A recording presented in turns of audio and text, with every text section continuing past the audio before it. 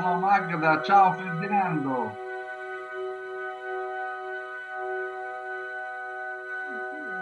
Angioletto, ciao! Ciao, ciao.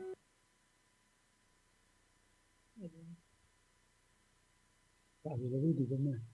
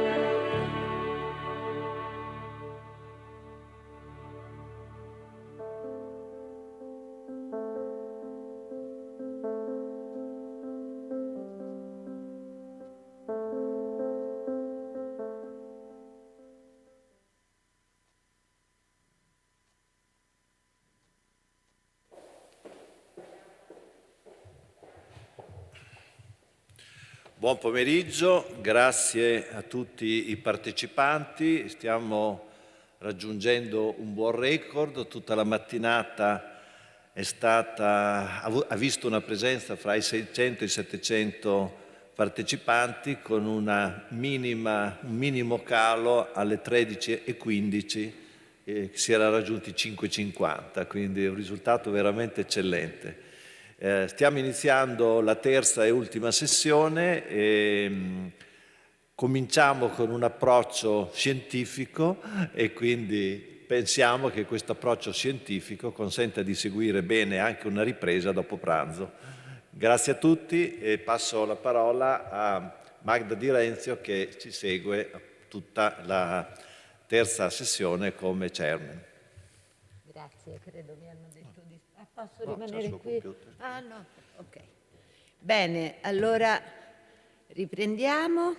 Siamo, come abbiamo detto, all'ultima parte e chiederei alla regia di iniziare mandando il video.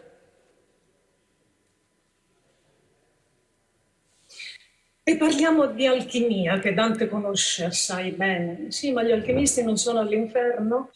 All'inferno, ad essere precisi, stanno coloro che falsarono i metalli con l'alchimia, condannati da Dante per il loro concretismo. Dante condivide con l'alchimia l'obiettivo della trasmutazione, che ricerca attraverso 3 distinti regimi psichici e 3 atmosfere di 3 coloriture diverse.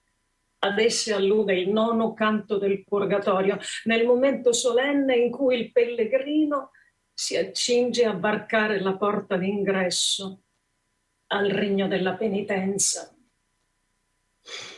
Noi ci appressammo ed eravamo in parte che là dove pareami prima rotto, or come un fesso, che muro di parte, vidi una porta e 3 gradi di sotto, per dire ad essa di color diversi, e un portier ancor non facea motto, e come l'occhio più e più va persi, vidi il seder sovra il grado sovrano, tal nella faccia che non lo soffersi, ed una spada nuda avea in mano che rifletteva i raggi sì ver noi ch'io dirizzava spesso il viso invano. Là ne venimmo e lo scaglion primaio bianco marmo era sì polito e terso chi mi specchiai in esso, qual io paio. Era il secondo tinto più che perso d'una petrina ruvida e arsiccia crepata per lo lungo e per traverso. Lo terzo, che di sovra s'ammassiccia, porfido mi parea, sì fiammeggiante come sangue che fuor di vena spiccia. Sovra questo tenea ambo le piante l'angel di Dio, sedendo in sulla soglia, che mi sembiava pietra di diamante.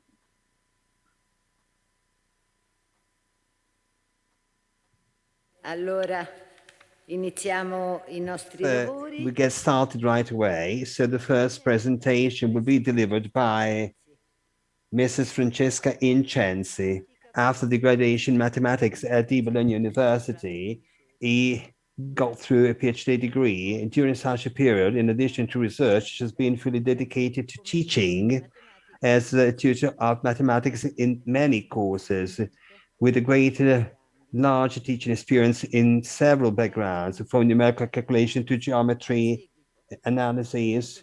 And then she addressed teaching in secondary school, and since 2010 is teacher of mathematics sciences at the Comprehensive School in Ravenna,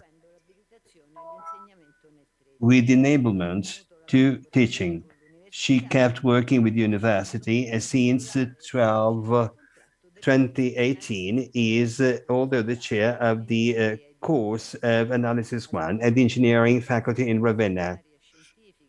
She's been a scientific secretary for this international workshop on imaging sciences of 2018. She's been very, very busy with additional tasks for the elderly as well. So good afternoon, anyone. First and foremost, I would like to congratulate you for this wonderful workshop, which is rich in stimuli and encouragements. 360 degrees, just to speak plain of mathematics. And I would like to thank also Professor Whitman, who gave me the chance to be with you today, just to share my opinion, to give my personal contribution to all of you. My small contribution wants to give you a sort of rereading of the Divine Comedy in a mathematical manner. So that's true. Usually, so from school books of high schools, in these school books, we do see Divine Comedy, mathematics, but also they are separate. Instead, I would like to give you an idea of a sort of marriage between these two entities of worlds. In the cultural horizon between the 13th and 14th century, there was no separation between these two cultures, between humanities and natural sciences. And Dante, as a man of his time, built up in his work an image of the universe where the theology goes along with sciences.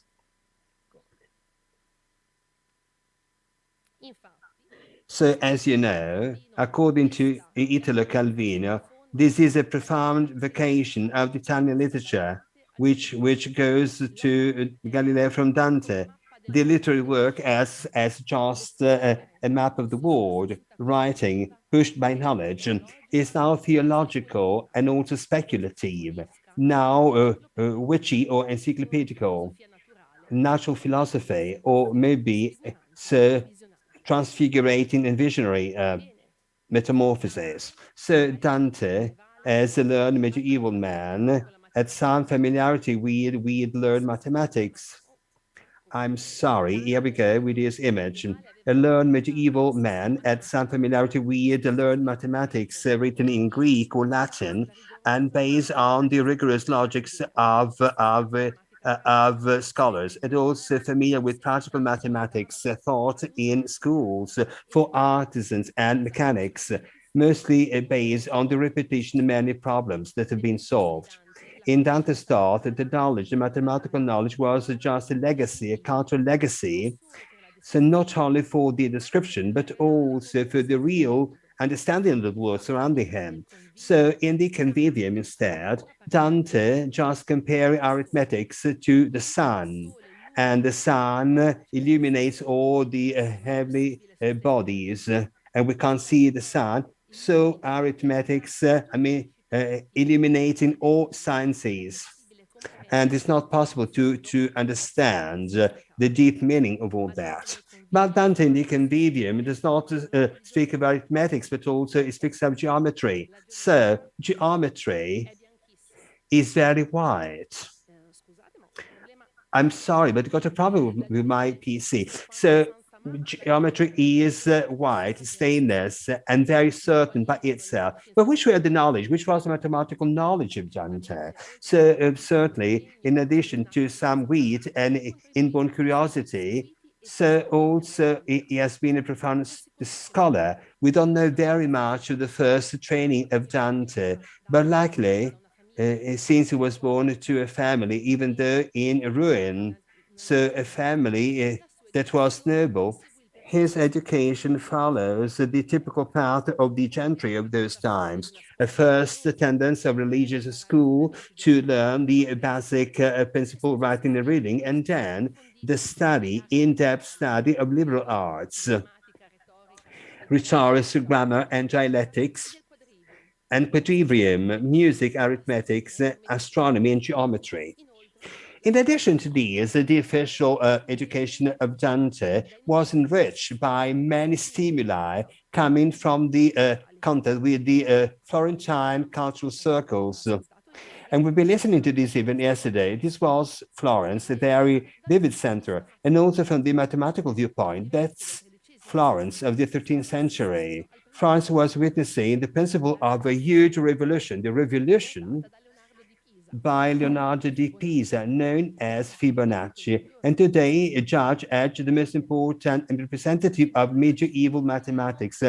Fibonacci, son to Guglielmo, a merchant, having some affairs in Africa, so reached his father in Bugia, Tunisia, and so during his trips to Northern Africa, he studied the study of Indian numeration, also adopted by the Arabs. And when he went back, he wrote the very famous Liber Abaci.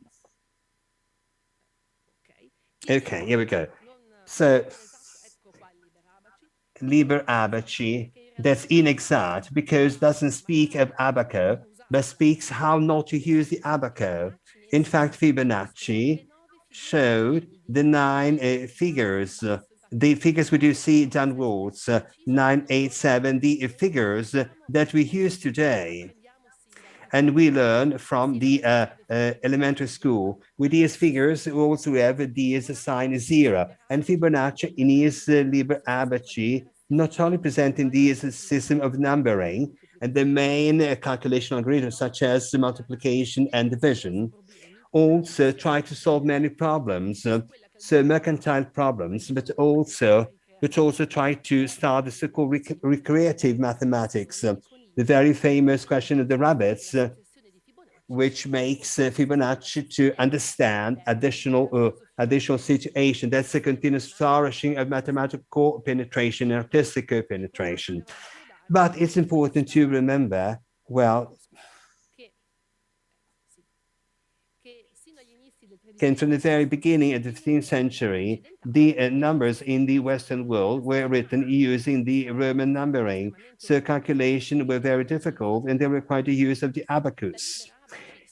Liber Abaci, this was the starting of a real revolution. New mathematics was totally foreigner to the scarce knowledge of the time. Such a revolution was gradual, and it was necessary 2 centuries before the new system of numbering was accepted by all, as this allegory of arithmetic's witnesses, going back to 1503, where Abacists and algorists still challenging, but the feminine figure embodying arithmetics is looking at her neighbor. Now the battle has been won. And at Dante time, so the new calculus, the new calculation was very easy to handle vis-a-vis the Roman numbers. This was very important. And so the merchants appreciated this and exploiting his potentials. Therefore, we got the need of learning the main notions of the new calculation. And this way, the many schools opened, schools where these notions, these algorithms were taught. One of the abacus schools, the most notorious one, was the one of Paolo da Gomari, mentioned as Paolo of the abacus. And so the entire family, Paolo of the abacus, at the school with many students, among which also Dante's son, Jacopo Alighieri, defined as my dearest master. So it's reasonable to think that they had the chance to get through the abacus of his son. So this question is still, open. That's an open issue. We don't have very crystal clear answers to that, but historians think that the answer is going to be affirmative in a way. Let's switch now, after this short understanding, mathematical understanding, let's short a general overview of the mathematical content now. So, of course, this is not ascribable to numerology, so which is still present and is so evident for its evidence and for its multiple meanings, mystic and symbolic. To Dante, man of the Middle Ages, the numbers made it possible to express the order and the harmony of the universe as taught by the Creator. An example is the use of the figure 3, recalling the Christian Trinity, perfection, and the divine knowledge, thus representing, the coincidence with God, with unity and multiplicity. So we have the use of the triplet with many rhymes, with three guys as well. We have the three virtues, always three. And do not forget the 33 canticles, where 33 is the product of 311, three symbol of gravity. And 11 is the symbol of justice. So numerology is always present. But this is not mathematics. And so let's try to put on mathematical glasses and try to read this Dante's work. And we see also the capability of Dante's to mathematics and also the deep meaning ascribed to them all. Let's start from logics. Logic and always been considered as the art of good reasoning, and for that, this is a part of philosophy and sciences and above all mathematics. In Dante's work, however, repeated use of logic is not meant as a good reasoning, but as a logic, a formal logic, the same formal logics that was widely debated in the 19th century to Georges Bouillet's work. Let's examine, sir, one of the passages, the most meaningful ones, linked with logics, which just are in the 27th canticle of the hell, in the 8th circle, where we have just the advisors that have been condemned. Dante, after meeting Ulysses, met Guido da Montefeltro, a man of his times, That's 1298. And Guido da Montefeltro was just a warrior, a leader of the Ghibellines of the entire Romagna region, and after entire lifespan to fight against the ample power of the church, he was excommunicated in 1294. So he came back and asked Boniface VIII, the Pope, to be readmitted to the church. And in 1296, he became a Franciscan friar. According to the Dante's narration, after the nunnery, Guido was reached by Pope Boniface VIII, and in exchange of fraudulent advice, just to peace down the rebellion, he promised him the absolution from sins before committing sins and eternal salvation. But Guido told Dante that Francesco was quoting from Dante's. That's a quotation from Dante.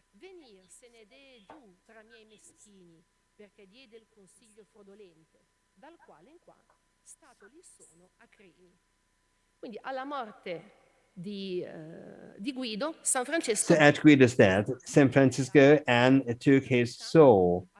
A Franciscus monk has the chance of ascending to the skies thanks to St. Francis. But when St. Francis is going to reach the heavens, we have the black cherubim stopping him. That's impossible. And explains that this is not possible. Quoting from the Divine Comedy, once again.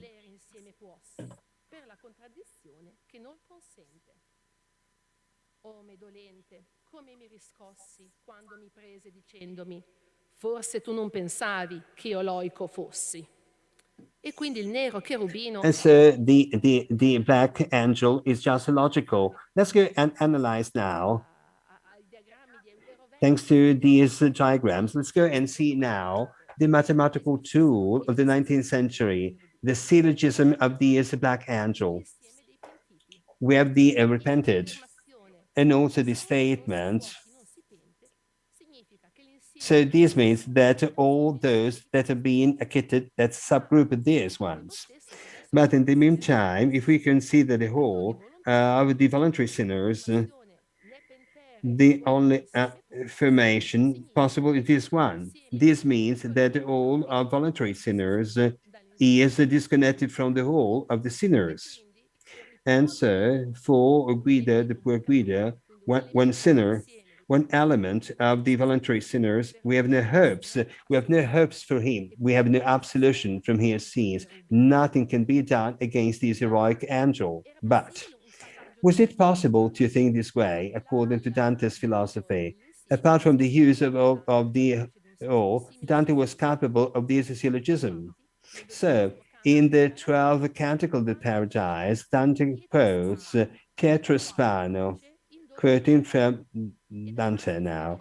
And Dante refers to Pietro Spano, who was Pope John the 21st between 76 and 77 in the 15th century. And this is in the Paradise, a reason of these 12 levels, a compendium of logics, written by Pietro Spano, very well spread in the medieval schools.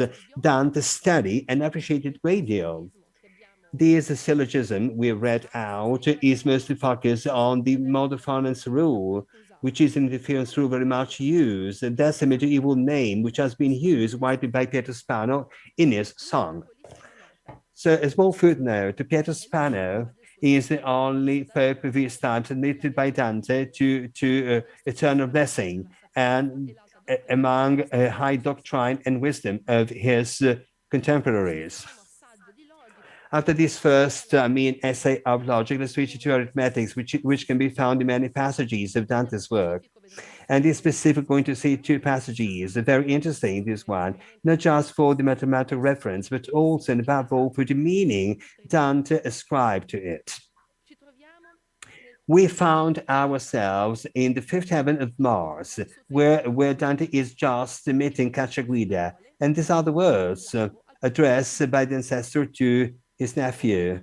You believe that my thought is very much shared by me, quoting, etc., from Dante. So you think that your thought so directly descends to me by God, the principle of everything, as the knowledge of unity so derives from other worlds.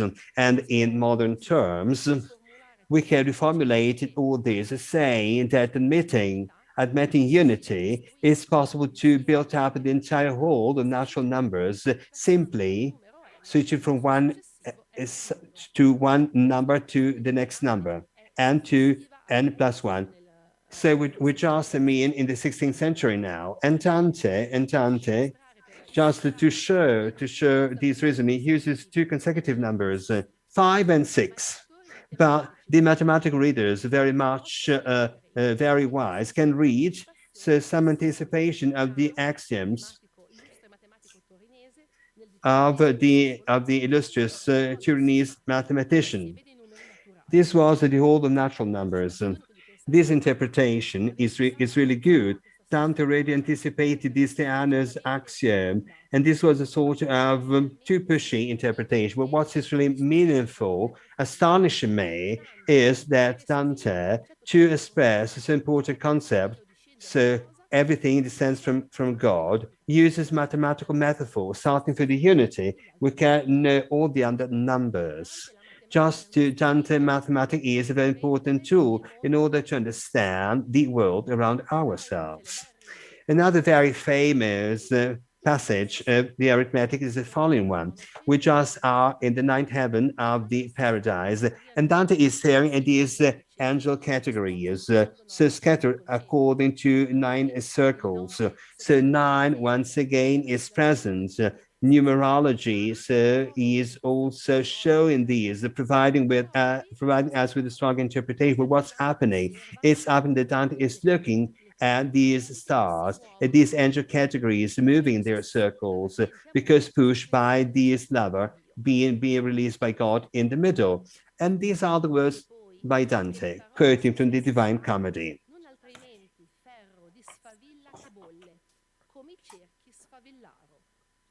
L'incendio suo seguiva ogni scintilla ed era tante che il numero loro, più che il doppiare degli scacchi, si immilla. Dante utilizza la metafora delle Dante uses the metaphor of sparkles releasing from the incandescent iron to describe the angels moving jointly along with their circles, but does not confine himself to these and tries to express the number of these angels. And Dante tries to say one number. Certainly cannot be written down, this number. A number cannot be compared to any quantity he knows. And so, therefore, it starts a new neologism. And so we go and examine these neologisms. Dante goes back to the legend of the invention of chessboard. And the inventor of chessboard asked for a general reward, something apparently modest. He asked for just a little bit of rice, and they wanted to double the rice in the boxes of the chessboard, and so on and so forth, and so on and so forth. So we have 2, 0, 2, 1, 2, 2, 2, 3, 2, 4, 2, 5, and so on and so forth. So a very modest request, according to the legend. The king asked his court mathematicians, and so he made them calculate how much was this little bit of rice. In modern terms, okay, everything translates in the summation of the first 64 terms, the geometrical progression. And using a modern calculator, we can use these achievements, these results. A never-ending number, an incredible number, so long, 18 billion, a billion of little bits of rice. But how to understand this figure much better? So I carried out a sort of an experiment, a sort of made case. I pick up just a box of rice so at home. I just took its size 20 by 20 centimeters so forth, and imagine just to fill this box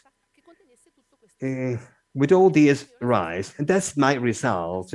I obtained just a box of rice being 23,060 meters high, 2.5 the height of the mountain. So according to me, the sovereign, so he said, well, he's pulling my leg, and just asked him to go away, and he was beheaded because he was an ignorant.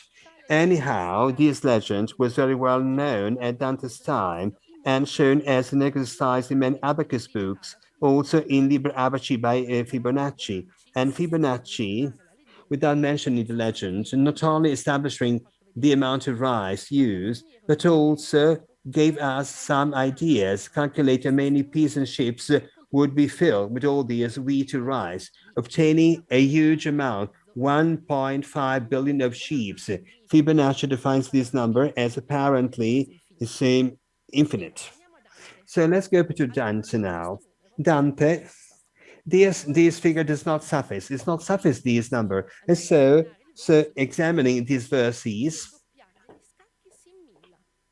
so this is not enough. This means there's this doubling, 2, 4, and then 8. 2 Dante is 1,000. 1,000 by 1,000, which gives 1 billion. 1 million first, then 1 billion. And then we get, once again, the geometric progression. But this time, so we have a 10 third power. So we have a calculation 10, 10, 189 power. So higher than the amount of protons of the universe, which has been calculated 10 at something else.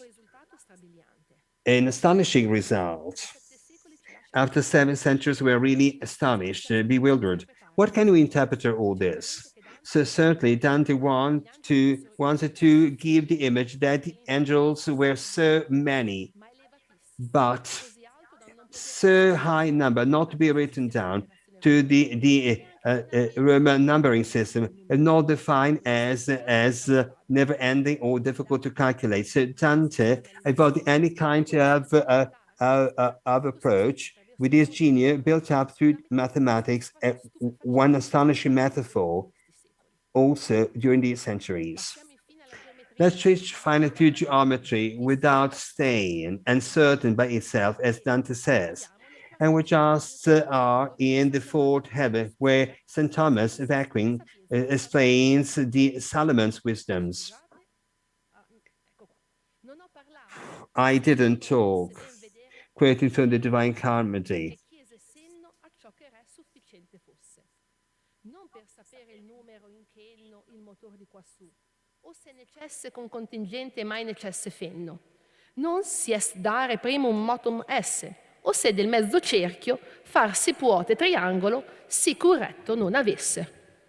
Salomone chiese Solomon asked to be wise, to be a king, not to solve problems like the number of the angels we already examined, or just to solve a problem of logics or the issue of physics of the possibility of just a primordial motion. But this was done to establish in a semi-circumference it's impossible to put a triangle, not being just a straight triangle. So this can be done. So this triangle can be put inside this circle. That's one point of the arithmetics. And this was very well known at Dante's time. And Dante gives us this composition, and giving you some idea of this composition. So the Dante's indication, so Dante would have chosen any other kind of statement of affirmation, a statement evident for his genius, but the choice led down in geometry, probably because not just because this was superior to him, because this type of skills and competencies were very well spread among, the learned people of his time. However, what is really astonishing is the kind of question raised by Dante. Is it possible to have some doubts about this problem? And from other passages of the Comedy of the Divine Comedy, Dante didn't have any doubt. The summation of the internal angles of a triangle was like the summation of the angles of a flat triangle, like in this example, quoting from the Divine Comedy.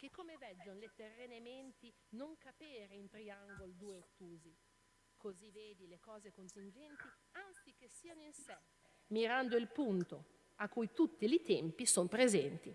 Siamo nel 17° canto del We are Paradiso. in the 17th Canticle of the Paradise, the meeting between Dante and the ancestor Cacciaguido. The poet addressing the ancestor, saying, "You're so high that you know the events before they're happening, also observing these events. At the same time, so human minds see that the triangle cannot be two different angles." In this passage, Dante was showing some logical evidence, which was absolutely so challenging. It was resorting to a theorem of geometry, that the 17th theorem, according to the elements, according to which the summation of two angles is minor than the angles of two straight triangles.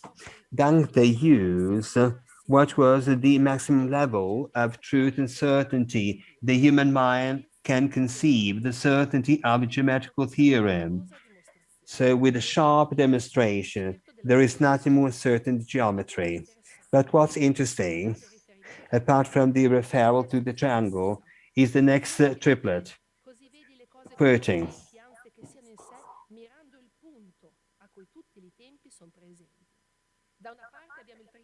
For one hand, you have the triangle,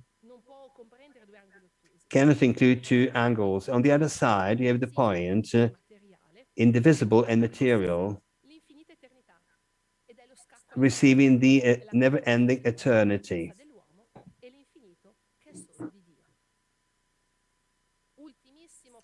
Very last passage, which is really passionate, I do really cherish any time. This human reason and the infinity of God is more astonishing.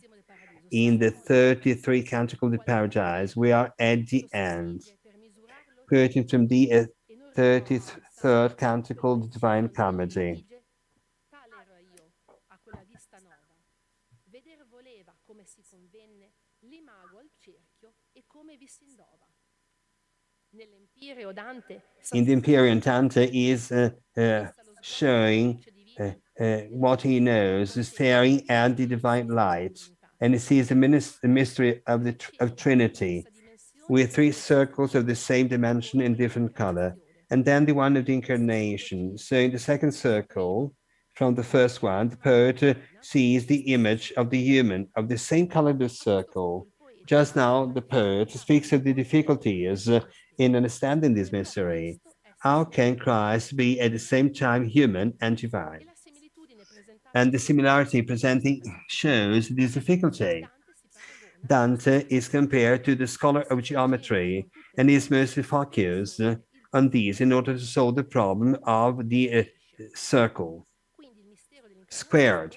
So the mystery of the incarnation, two different natures, one into the other, is to Dante so difficult to understand as in geometry, the resolution of the circle mean square is difficult.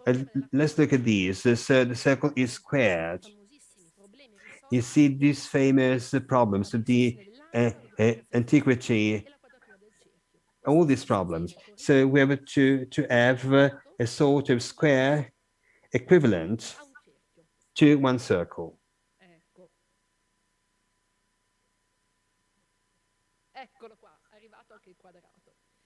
This is a square. So the problem seems to be easy, and the formula to calculate the areas are just out in the first cycle. I don't know if students can solve this problem. Maybe a 14-year-old boy can say, this is a formula which is always good. So it's not a problem. This problem has been solved. Why is it difficult? Why is it difficult? This was difficult for Dante. The difficulty in the ancient Greece is that the solution should be used using, just a few tools. And the solution I propose, as the solution proposed in the ancient Greece in the 4th century BC, all this is correct, but not usable using these tools. For centuries, a generation of mathematicians tried to have a square circle.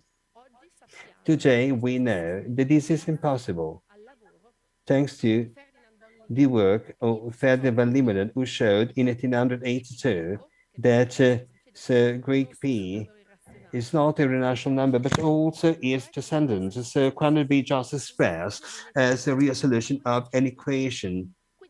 So therefore, the problem of the square circle, in a way, is not impossible per se. It's impossible when we use these two tools. At the same time, going back to the similarity by Dante, Christ's incarnation is not impossible, but it's possible to fully understand. And the human mind can do all that. So this similarity is very subtle, very elegant in a way, because this provides us with examples of impossibility caused by the only human incapacity. We go back and see the stars again, and I hope with my remarks I was very much pleasing you all, so you can reread the Dante's masterpiece also in the mathematical, approach to show you that Dante, so humanities and sciences lived all together, also being one inside the other. And that's why the title of this presentation wants to be just a tribute to all that, to this union so strong. Thank you very much for listening.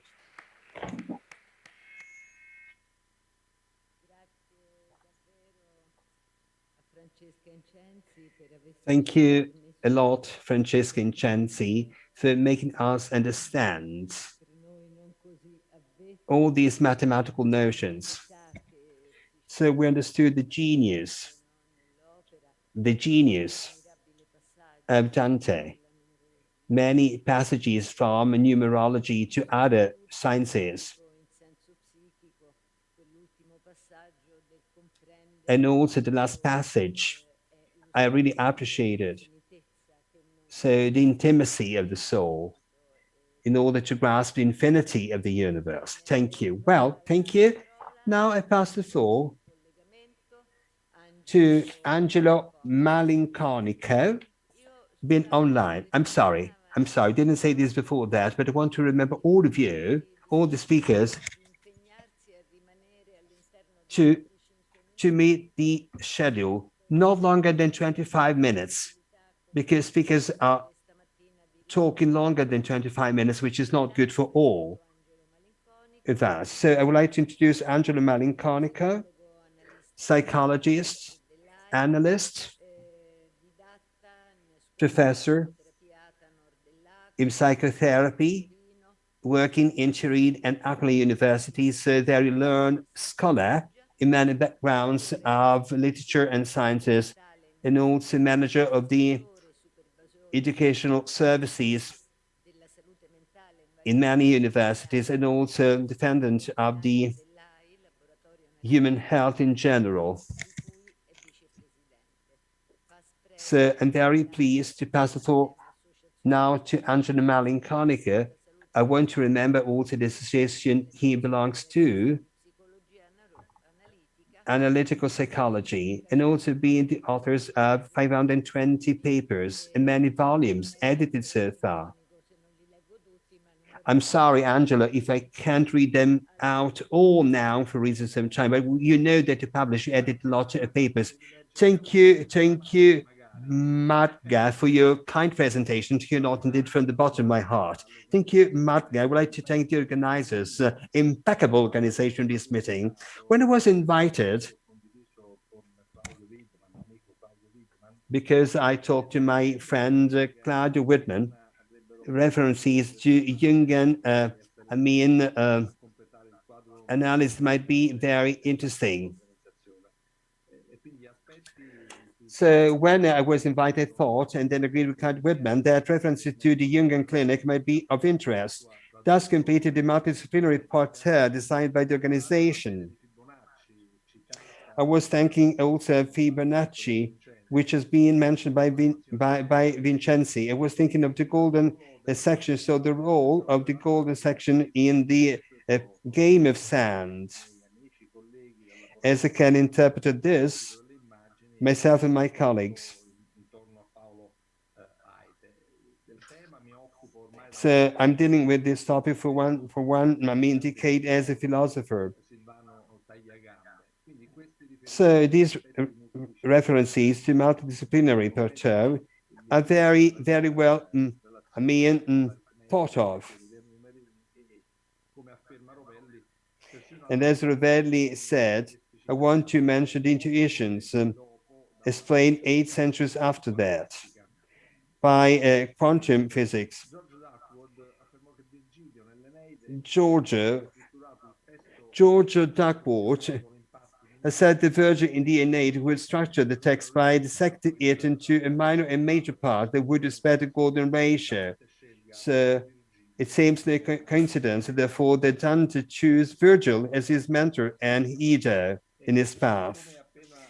And as this has been already said by Professor Incensi, many have found in Wikimedia that Dante uses certain mathematical relationships related to the Fibonacci sequence. A scholar who worked at the court of Frederick II, Dante uses in his composition numbers already found in Notre Dame, in Castel del Monte, and in Great Pyramid as well in Egypt. Leonardo di Gioconda and at our times, the same is done by Le Corbusier with his creation. Serres Cardellini, the poet, looks for the golden verse in the Commedia and finds masterful examples that respect the sublime geometric and divine proportions in an attempt to propose a golden poem where free verse and magical verse can coexist in the same space, sharing the time. The poetics are based on Fibonacci's golden series on the proportions of a symbol which is internalized in the verse in multiples and powers. As Professor Incensi has just reminded us all, it is not new that numbers assume the role of an alveol in which historia, in the authentic sense of inspection, research, knowledge develops. The work is divided into three canticles. For my speech, the main reference is this one, Dante and the Infinity. I will try to develop my concept later on using mathematics. We have the as a story this morning.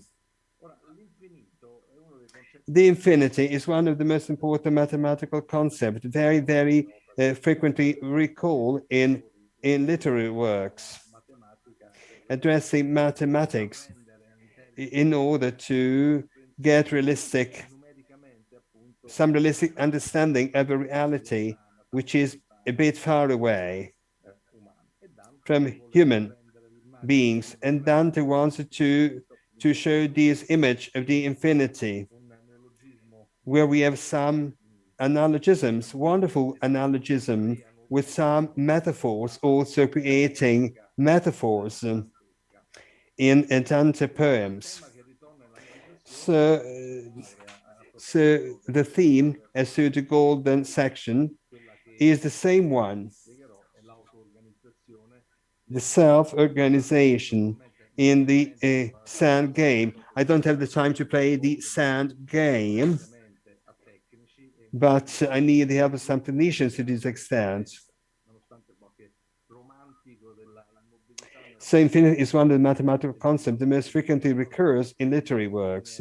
Poets and writers often turn to mathematics in order to render, in more realistic numerical terms, a reality so far removed from human experience. That is faced with a problem to solve. He wanted to render the image of a large, very large number tending towards the infinity. Their number more than the doubling of the chessman. That's what Dante does. In the synthetic notes, I would like to share with you, I was telling numbers as the archetype. So the numbers as a mere archetype also entails relations. I just want to focus now on the relations.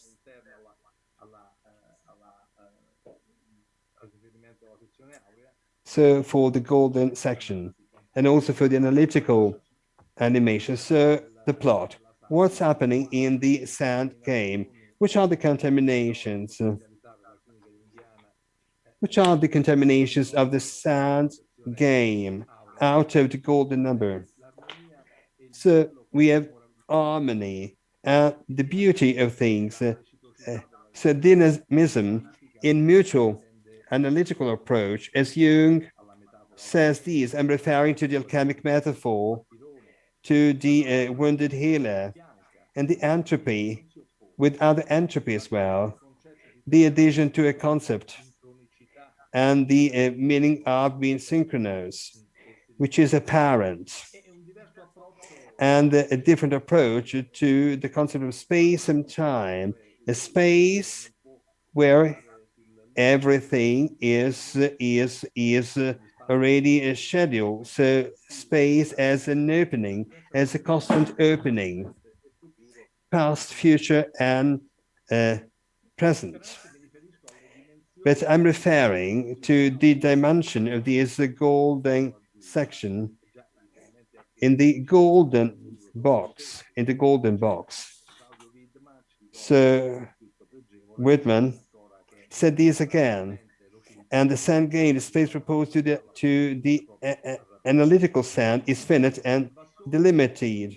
So precisely because of these dimensions and the divina proporzione that exists between them opens up to infinite potential, assumes the configuration of a finite variable quantity capable of growing beyond any limit, can never be conceived as a concluded and constant.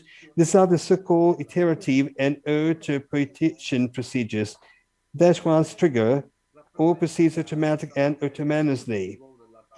What is autopoietic system?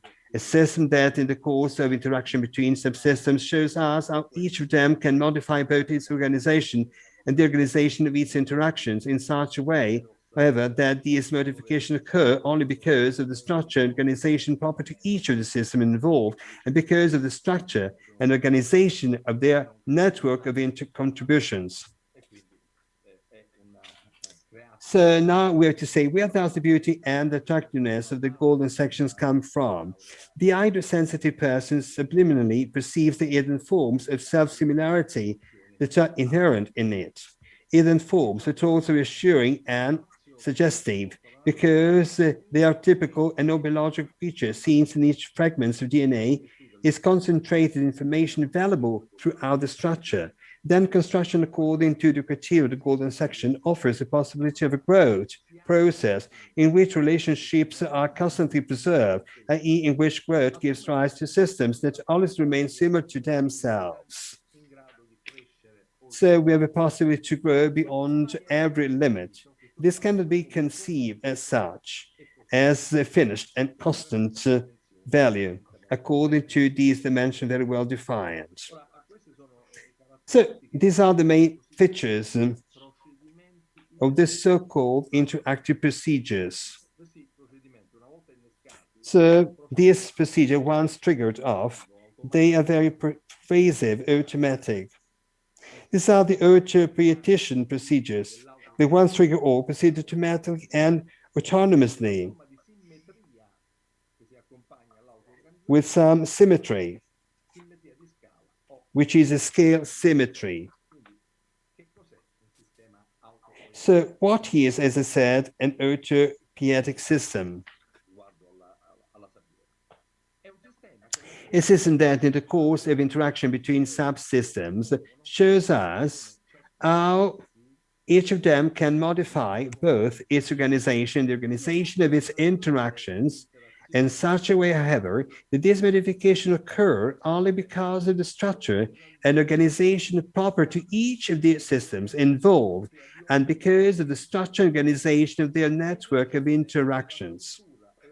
That's the most important point to bear in mind. I think that we have a crystal clear reference to the interpretation mode, which is very well understood. Where does the beauty and attractiveness of the golden section come from? The eye of a sensitive person subliminally perceives the hidden forms of self-similarity that are inherent in it. The eye is very sensitive, as I repeat this all, and the eye perceives the hidden forms of self-similarity That's subliminal. So hidden forms, but also reassuring and suggestive, especially in the analytical sector. That's the analytical couple that wins ever. Because they are typical of all biological creatures, since in each fragment of DNA is concentrated the information available throughout the structure.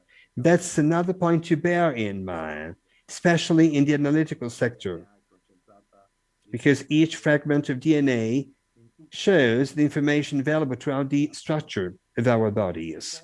Then, we have to say that we have a research, a scientific research, saying that in presence of golden proportion, brain activities can produce a state of deep well-being. Let's go back to clinics now. Then construction according to criteria, the golden section offers the possibility of a growth process in which relationships are constantly preserved, i.e. in which growth gives rise to systems that always remain similar to themselves, thanks to the dimensions of this golden section. Very reassuring in a way. I've been talking of the sand game, and this sand game seems to confirm this once again. So growth gives rise to systems that always remain similar to themselves. And we don't have to forget this statement, never. So in Jungian clinic, there are two therapeutic factors of the sand game. First, the proportions following the golden section rule with the iterative and autopoietic processes they trigger off, the word present in the analytical field to which the sand game is constantly led, and thus the hermeneutic, heuristic, and interpreting component as well. I think that's mutual. So hermeneutic, heuristic, and interpreting.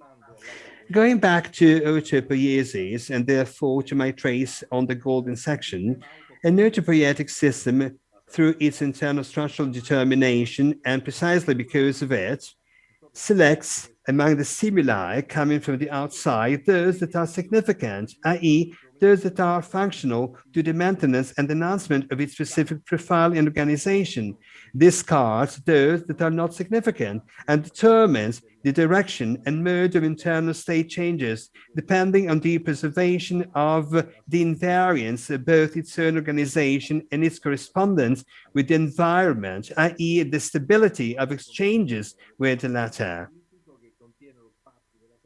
That's important. That's another important statement to bear in mind. And also repeat this point because this point is very important. These determines the direction and the mode of internal state changes depending on the preservation of the invariance of both its own organization and its correspondence with the environment. I mean the stability, the firmness of those exchanges with the latter. That's very philosophical, I know. There's the analytical relation, which is very, very appealing. So my assumption for reading these autonomous process of self-healing, going back to the 50s and the 60s,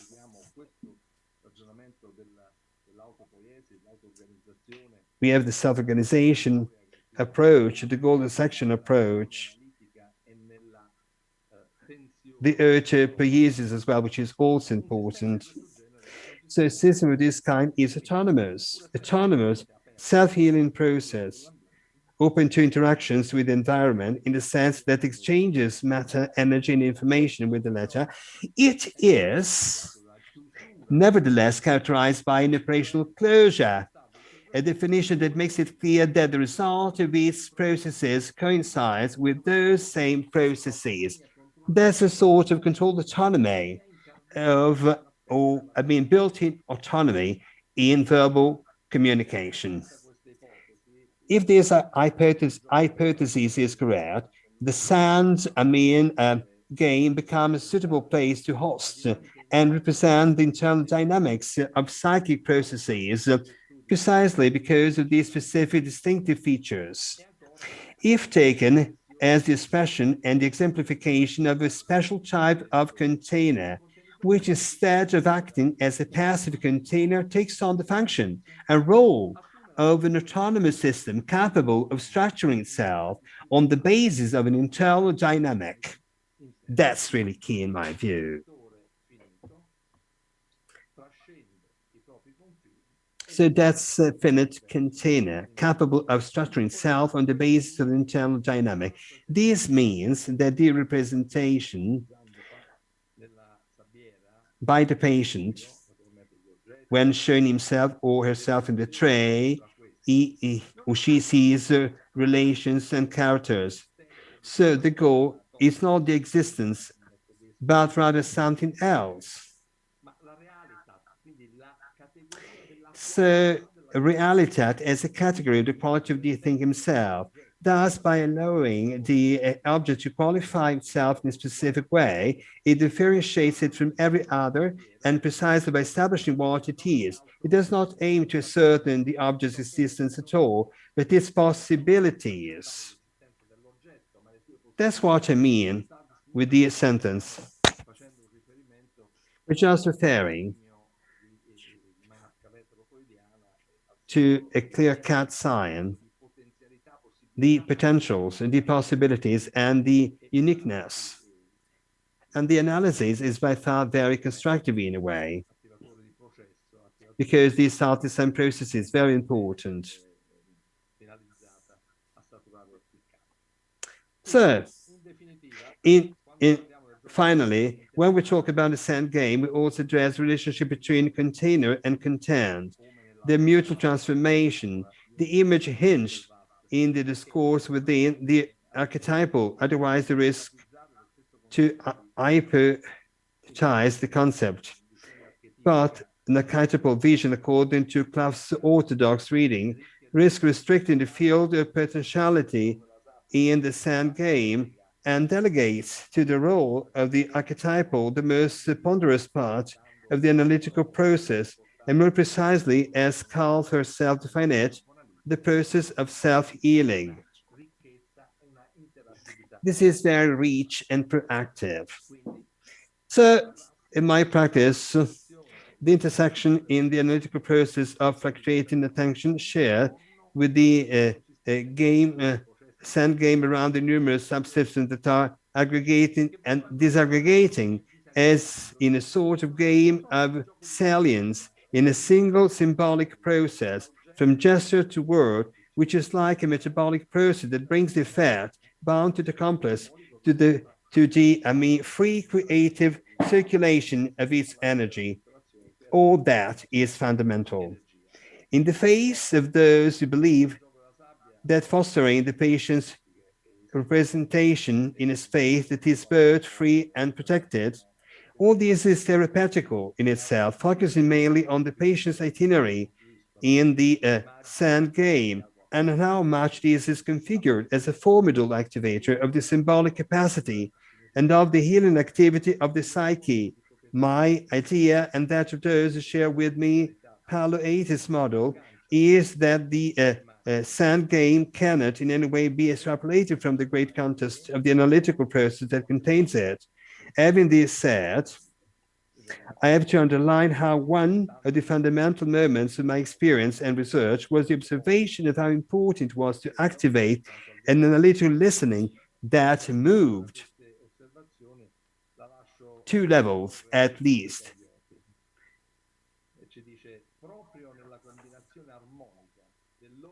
And Giuseppe Caiotti quotes the order of symmetry.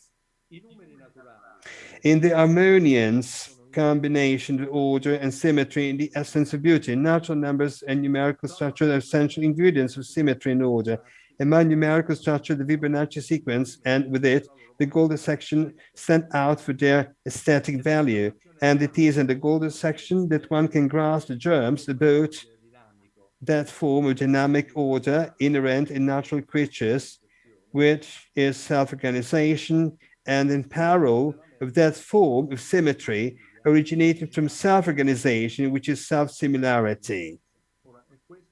That's Cagliotti's word. This happens very often in therapy, especially when we treat psychosis. When we go to the magma of psychosis and we run the risk of losing our wit, our intellect, going down to the underworld, to the hell unknown. And then we come back to see the stars again. Thank you.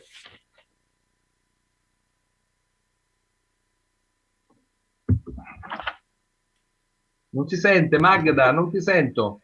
I can hear you, Magda, unfortunately. Now we can hear you. Great. Great, thank you.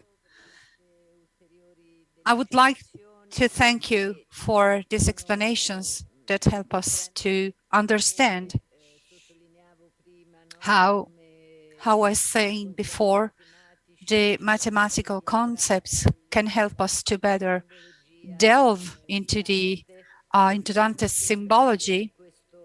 And it seems that in this explanation, in illustrations that you made, the golden section, the Fibonacci sequence, all this help us to understand what happens in the process of the sand play therapy as a self-realization process. So I think I can say that when we manage to understand as many metaphors as possible and under the symbolic light, this helps us to better understand our therapies as well. Thank you. Angelo, I would kindly ask the management to send the video of Mrs. Biserni. Era tornato l'uccello della luce quasi a un medesimo punto, quando agli occhi miei apparve prima la gloriosa donna della mia mente, la quale fu chiamata da molti Beatrice. Ella era in questa vita già stata tanto che quasi dal principio del suo anno nono apparve a me, ed io la vidi quasi dalla fine del mio nono. Poi che fuoro passati tanti dì e che appunto erano compiuti i 9 anni, appresso l'apparimento soprascritto di questa gentilissima, nell'ultimo di questi dì avvenne che questa mirabile donna apparve a me vestita di colore bianchissimo. L'ora che lo suo dolcissimo salutare mi giunse era fermamente nona di quello giorno e come inebriato mi partio dalle genti e ricorsi allo solingo luogo d'una mia camera e posimi a pensare di questa cortesissima. E pensando di lei mi sopraggiunse uno soave sonno, nello quale m'apparve una meravigliosa visione. Immantenente cominciai a pensare e trovai che l'ora nella quale m'era questa visione apparita era la quarta della notte stata, sì che appare manifestamente che la fue la prima ora delle 9 ultime ore della notte. Quomodo sedet sola civitas plena populo, facta este quasi vidua domina gentium. Io era nel proponimento ancora di questa canzone e compiuta n'avea questa soprascritta stanzia quando lo Signore della giustizia chiamò questa gentilissima a gloriare sotto la insegna della Regina Benedetta Virgo Maria. Secondo l'usanza d'Arabia, l'anima sua nobilissima si partio nella prima ora del 9° giorno del mese, e secondo l'usanza di Siria, ella si partio nel 9° mese dell'anno, però che lo primo mese è ivi Tisirin, lo quale a noi è ottobre.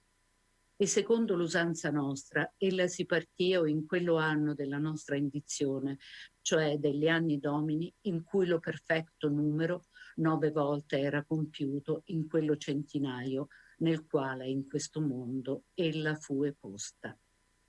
Molte volte il numero del 9 ha preso luogo fra le parole dinanzi, onde pare che sia non stanza ragione e nella sua partita cotale numero pare che avesse molto luogo, convennisi di dire quindi alcuna cosa a ciò che pare al proposito convenirsi. Questo numero fu ella medesima.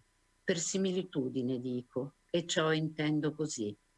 Lo numero del 3 è la radice del 9, però che senza numero altro alcuno per sé medesimo fa 9, sì come vedemo manifestamente che 3 via 3 fa 9. Dunque, se lo 3 è fattore per sé medesimo del 9 e lo fattore per sé medesimo dei miracoli è 3, cioè Padre, Figlio e Spirito Santo, li quali sono 3 e 1, questa donna fu accompagnata da questo numero del 9 a dare ad intendere che ella era uno 9, cioè uno miracolo. Grazie a Thank you, Renata Biserni. Renata Biserni. Before going on, we have a question for Angelo, and actually is a clarification request that would require more time. So if you can already give us a synthetic response. The question is, how is being managed the sand play therapy in the therapy with the patient? Yes, I'll be brief. It's true. I will refer to the setting where we use the sand play therapy. On the contrary of the original conception, the sandbox is perceived as integrated in the analytical space. So it is one way through which the patient can express themselves. It's a kind of a travel mate, as we used to call it. So it can reach the patient in unconscious, subconscious. It's a space of transition where there are transferal and co-transferal movements to be felt, well, which is consistent with Jungism. The sand play therapy is something that activates the patient memory, the patient imagination. Jung sometimes spoke about dancing, about the patient being able to dance in certain cases. We work in our setting mainly when we use the sand play therapy. Yes, you managed to give us a synthetic response, because yes, there would be many more things to say. But we can move on with our program.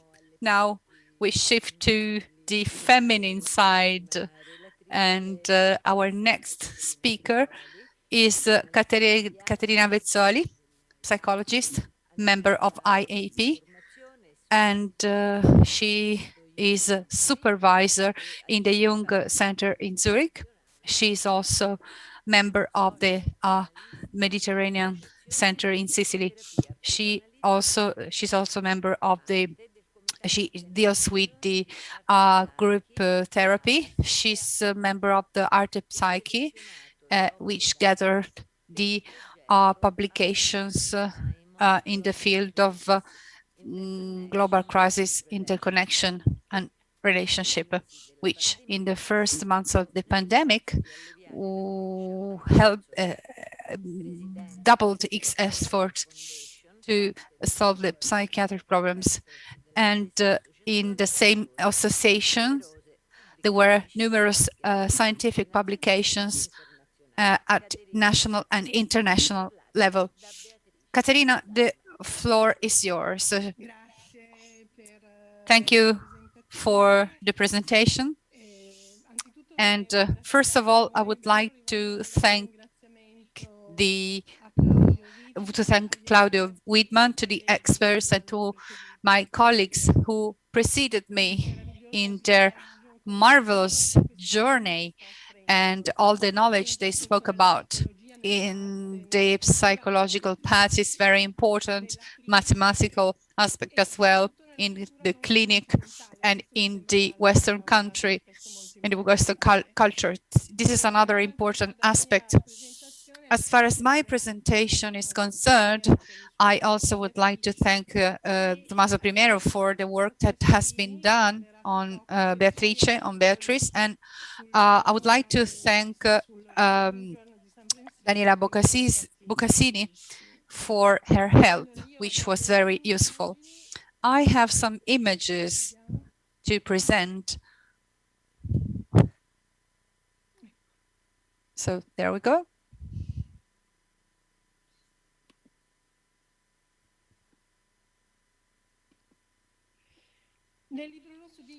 In Jung's Red Book, Divine Comedy is present in various ways, and it speaks about the images from which is clear that Jung knew the comedy and above all shared the spirit.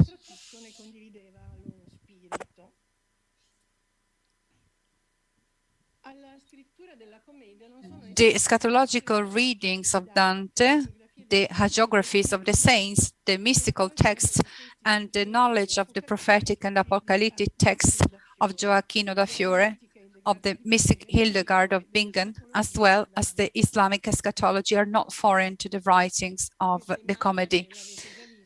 You have already seen this image. It's not exactly this one, but also in the work that one of the first works that have been presented this morning. In the construction of the three realms of the universe, Dante used, among other things, the mystical writings of the Book of Ladders. Jung has a similar interest that resurfaces in the Red Book and his works. The purpose of this work is to emphasize the creative process and clarify the parallel process that would take place in the Red Book and the Divine Comedy. Jung didn't follow the father path, but he followed his own way. And Jung will discover the texts of Dante and will interpret them in his own way. So the aim of my work, Caterina, sorry, I interrupt you. If you can probably put your presentation and slides on the screen. I received this remark from the management. If you can just put the presentation on the screen. I don't remember how to do that, but I will try.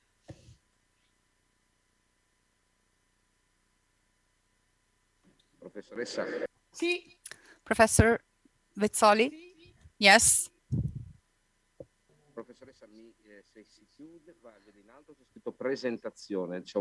If you see on the top left, there is a menu. The first icon you find on the left. Thank you. Yes. There we go. Sorry for that. So I was saying that the aim of this work is to emphasize the creative process and clarify the parallel process that is indicated in the Red Book and in the Divine Comedy. The hypothesis is that both paths are aimed at freeing the local culture, or the culture of that time, of the prejudice. For both Beatrice and Salome represent the soul. The choice of Beatrice and of Salome, which is a sinner, are in contrast with the moral choices of that time. Before delving into the illustration of some verses illustrating the encounter between Malatesta and Francesca di Rimini, and I would like to clarify my personal involvement in the Divine Comedy and in the Red Book. The seminar on the Red Book that I had the chance to follow a few years ago, and then the seminar that I had the chance to lead with Pasqualino Ancora, opened new approaches to the psychology, to the analytical psychology that renewed my knowledge about Jung. As far as Dante is concerned, I've always been fascinated about Dante. I liked his rigorous approach that was going against the morale of the time, and which put popes and emperors in hell and women in paradise.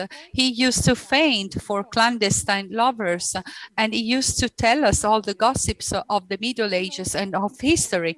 Moreover, in a surprising way, his rhymes in a understandable Italian language were a sort of rhythm that used to help the reader. The presence of Dante in the Red Book helped me to recognize the principle of the feminine side, which is present in the Red Book and also in the analytic psychology. Hell, Paolo and Francesca, first canto. Dante and Virgilio meet Paolo and Francesca.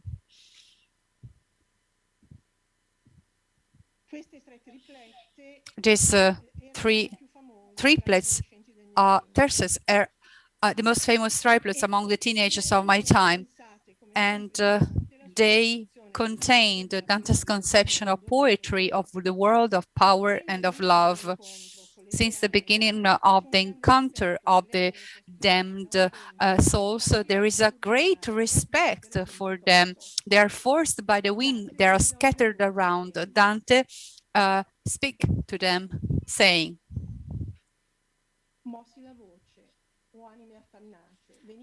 "Love that on gentle heart doth swiftly sighs. Sighs this man for the person beautiful." In the dialogue, Francesca speaks, and then Paolo cries. He gives the voice to the woman who betrayed her husband. And this is quite unusual because women didn't have the right to express themselves in the presence of a man. And Francesca says, we were one day we reading were for our delight of Lancelot, how love did him enthrall. Alone we were, and without any fear. Francesca is saying that they were unaware of their attraction, and it was the Chrétien de Troyes book about Lancelot and Geneva's love that drove them to sin. The reference to the book is important because it professes the ideals of courtly love. Through Paolo and Francesca, the mature Dante is questioning the use of poetry to impose a vision of love that is pure projection of male desire. Without justifying the two lovers for their guilt, the poet is expressing his dissent toward the dolce stil novo poets, of which he himself had been a part. He is differentiating himself from Guido Cavalcanti, who in Foco d'Amor justifies, albeit in very beautiful verses, the possibility of sexually forcing a woman to submit to what he says in the love of man.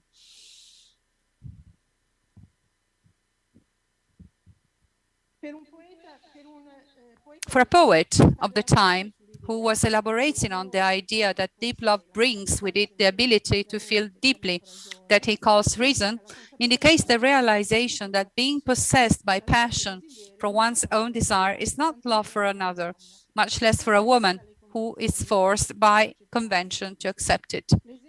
The example of the soul of Picarda and Costanza d'Altavilla, who in Paradise speak of their having been forced to leave the convent to follow the obligations of the world, are another example of the respect due that Dante recognizes to women.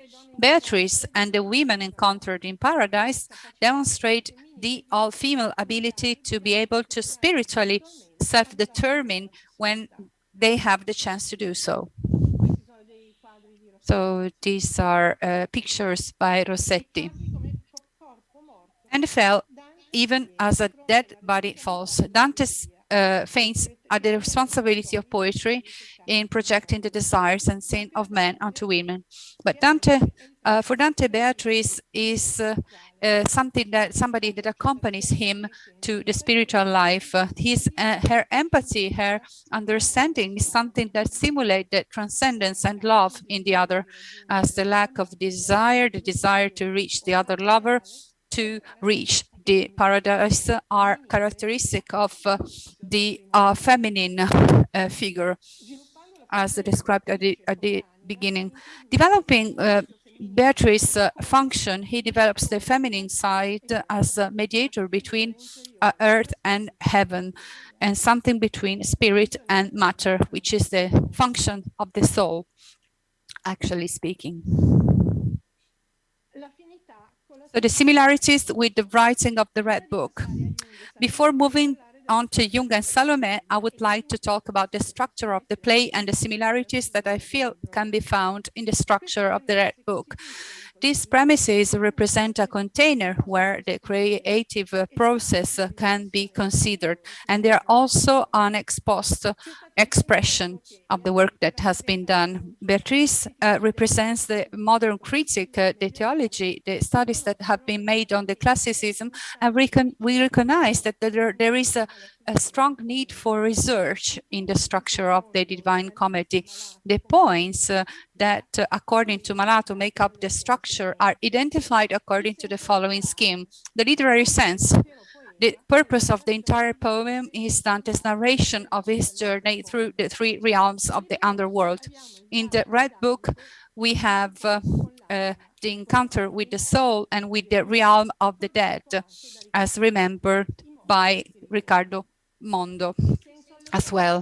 The allegorical sense is the meaning of the poem, hidden under the veil of the narrative that makes use of many metaphors, symbols from the meaning, sometimes enigmatic or impenetrable. Dante represents the soul in search of salvation that consists in the development of the same. The soul is the internal function that has to be developed in the individuation process. The moral sense is constituted by incentive created in the reader by the journey to the discovery of the soul, understood both in the Christian, for Dante, in the Christian sense, and in the psychological sense for Jung. The anagogical or spiritual sense is referred to the eschatological sense of the scriptures. We know from the reading and studying of the comedy how well Dante knew the Holy Scriptures. The important reference, however, comes from the Convivio, where Dante specifies a writing is still true when there is a coincidence between the spiritual sense and the literary one. It is through the narration, otherwise called literary sense, that the spiritual meaning is conveyed. In the Red Book, active imagination creates a narrative that searches for the sense of what is hidden in the unconscious, and through amplification reproposes topos and collective meanings in an eschatological sense that gives spiritual meaning to the search for the self. Active imagination also reveals the allegorical meaning hidden under the enigmatic veils of metaphors and symbols. The fable. Dante here makes a criticism of his contemporary poets who tell actually stories as if they were true. For Dante, stories are a narration of facts assembled around an already decided meaning that leaves no room for personal research, a meaning influenced by an ad hoc hypothesis. It is an indictment of the powers of courtly love, actually. The principle of Hegelian dialectics was not yet available, but Dante believed in the possibility of personal research, that it could be open to becoming new metaphorical combinations. His poetry helped him in the search for new meanings based on scriptures, but never explored in personal sense. In the narrative of Paul and Francesca, he puts them in the hell, in the place to which their sin condemns them. In exploring the love that led them to sin, he gives new meaning to their story. Moreover, in the Red Book, we have interpretation. We do not have interpretations and narration, storytelling. We have dreams and amplifications that help us to identify the contents that emerge from the archaic contents. Moreover, in the epistle to Can Grande della Scala, to whom he dedicates the Commedia, Dante specifies that narrative coherence and meaning are achieved when allegorical figuration is closely connected to the archaic historical figuration. In the poetic figuration built around the actor who is at the same time the narrator, the protagonist, and symbol, the profound coherence of meaning is created. The natural coherence of the text has to do with Dante's ethical vision regarding to the archaic and personal interrelationships governing this world.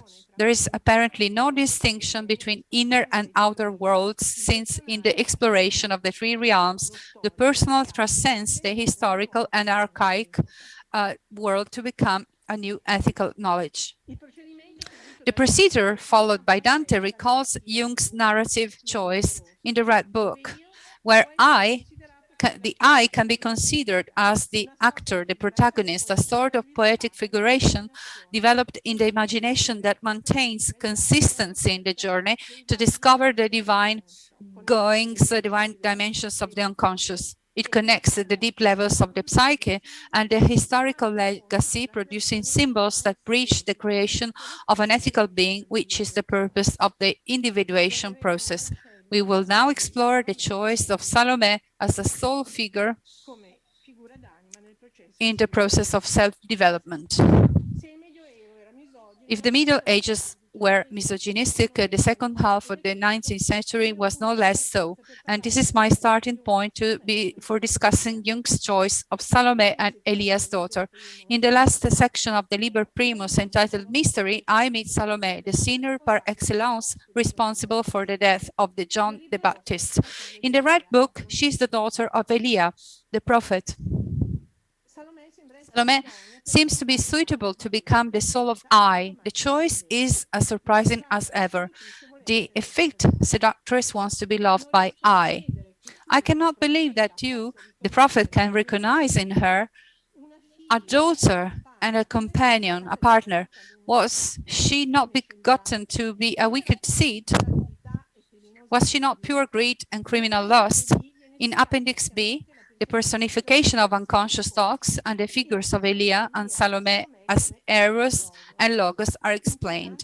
Important for the blind Salome to free herself from Logos in order to regain her sight. For this, I must follow Salome. My reflection, however, focuses on a note on page 62, where the editor highlights how, in the late 19th and early 20th century, the figure of Salome fascinated painters and writers, and thus my interest in understanding the historical significance of Salome in the work of Jung was born. I will focus now primarily on the phenomenon of pictorial representation of women, from angelic to hateful erotic temptress like Salome in the latter part of the 19th century. The text quoted in the note is Idols of Perversity by Dijkstra. Now I show you the images I'm talking about. So this is an image of 1757. And it is an image where you can see how the relationship between husband and wife is actually a relationship based on the playfulness and on a certain equality. Less than 100 years later, with the onset of the Industrial Revolution, this situation is going to change. In this period of 1850, women become angel women, the nun of the various families, and they become women, probably also ill women in certain cases. What changes? And here we come to Salome, which is something that is very interesting for us. What changes here is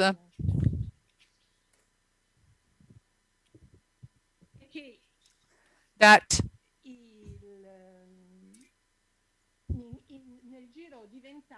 in 20 years' time, the interest shifts from angel women, from the mothers, the nun, to Salome, to women like Salome. And painters, and mainly also Flaubert and other great writers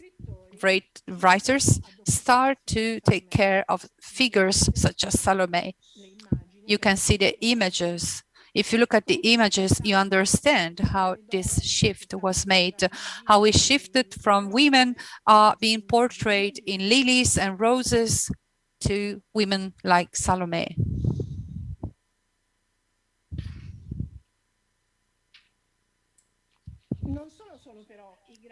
Not only are the great writers to profess the inferiority of women, an interesting case is the case of Sacher-Masoch, who wrote Venus in 4. The woman, as nature created her, is the enemy of man. So she has to be his slave, and he must be her companion, her dominator. The equality will be possible only when they will have the same cultural level. The psychiatrist, Kurt Ebbing, invented the term masochism from the name Sacher-Masoch. And he considered it to be a real perversion, but just for men, for those men who were submitted to women. In women, actually, on the contrary, submission, voluntary submission, was a phenomenon due to the passive role of women in procreation and in the social condition of consolidated inferiority.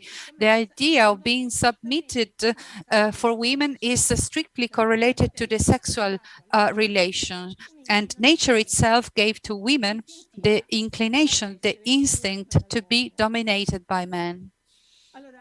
So this is one of Jung's books, and you can see that it's a book about psychiatry, and it speaks about this subject. Jung's Salome has nothing to do with any of the perverse visions we have just mentioned. Quite the contrary, I would say. Jung proposes in those years the figure of Salome to corroborate his vision of the soul of the female spiritual component in man. In a world where women are represented either as viragos or as nuns, Jung chooses the most questionable biblical figure that the whole Christian world condemns. Not only does he give Salome the task of reducing the power of the Logos and Eros that she represents,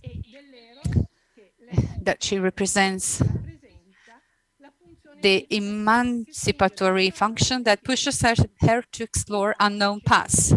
Jung says in Appendix B, the repression of Eros by the Logos not only explains the blindness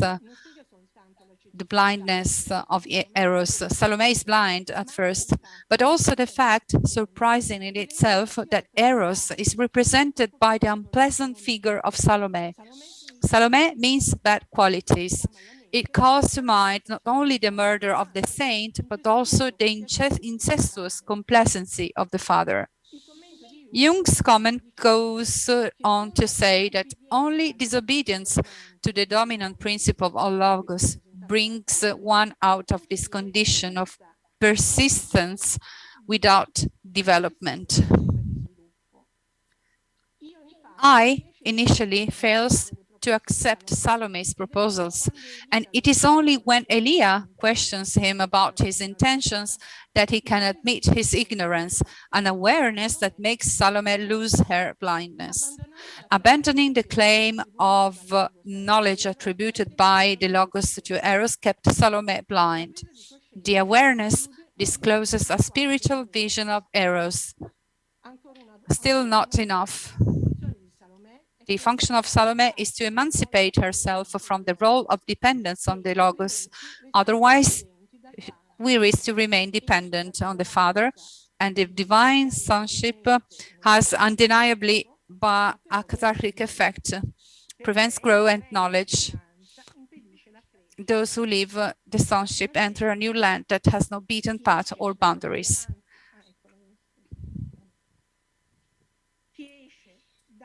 So knowledge enters into a new ground that has new ways to go. Conclude. The function of Salome is to reveal that the Logos could not protect the sacred, could not protect the Baptist, to identify with the Logos. The Father, a representative of Logos, without Eros, is weak and incapacitated. We witness in Antidromia, where it is the neglected profane that can save the sacred once it has been recovered. We can find salvation in the profane, in what is lower. By beating new paths supported by the thrust of Eros, we can give new life to the sacred hidden in the darkness of the unconscious. The protection of the sacred of the divine falls on the feminine principle, represented by Eros, and by the lower function buried in the darkness and in what has been rejected. Giving the Salome the position of being the daughter of Elia, we allow the repressed to come to the surface, and the dialogues, the active dialogues between Salome and Elia put in light the moralistic attitude of that time, where the masculine side was dominating. This confirms that a subconscious has a morality which is different from the one of the world and is strictly personal, to which we have to refer. Perversity attributed to the female gender was and still is very present, but in the Red Book we see an antidromia that develops new meanings. Salome speaks of love. She's blind, but she's a visionary and sees what has been denied. Dante's poetry and the active imagination of Jung go beyond the morality of their time and reach the realm of ethical development, where the spirit of the profound transforms the status of knowledge and gives dignity to the repressed feminine and to women. As Jörg Rasch recalls in an interesting article, in the dialogue between Elias, Salome, and Jung, a vision of real women of great maternity emerged, and with great clarity, with great psychological clarity and social clarity, this work is put in light. I think I finished my time, so I move to the conclusions. So here we go. So in this dialogue between Salome and I,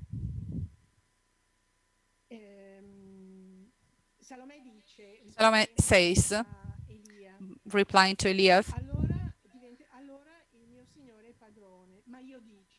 my man is the commander, but I am not. You must be a free creature.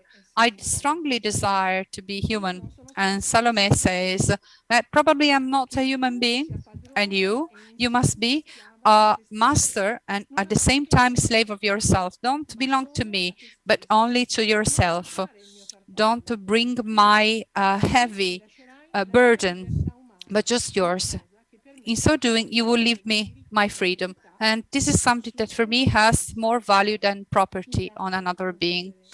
I would like to conclude with these words, with this vision on what a woman should be, belonging to herself. Thank you very much for your kind attention, and sorry for being too long.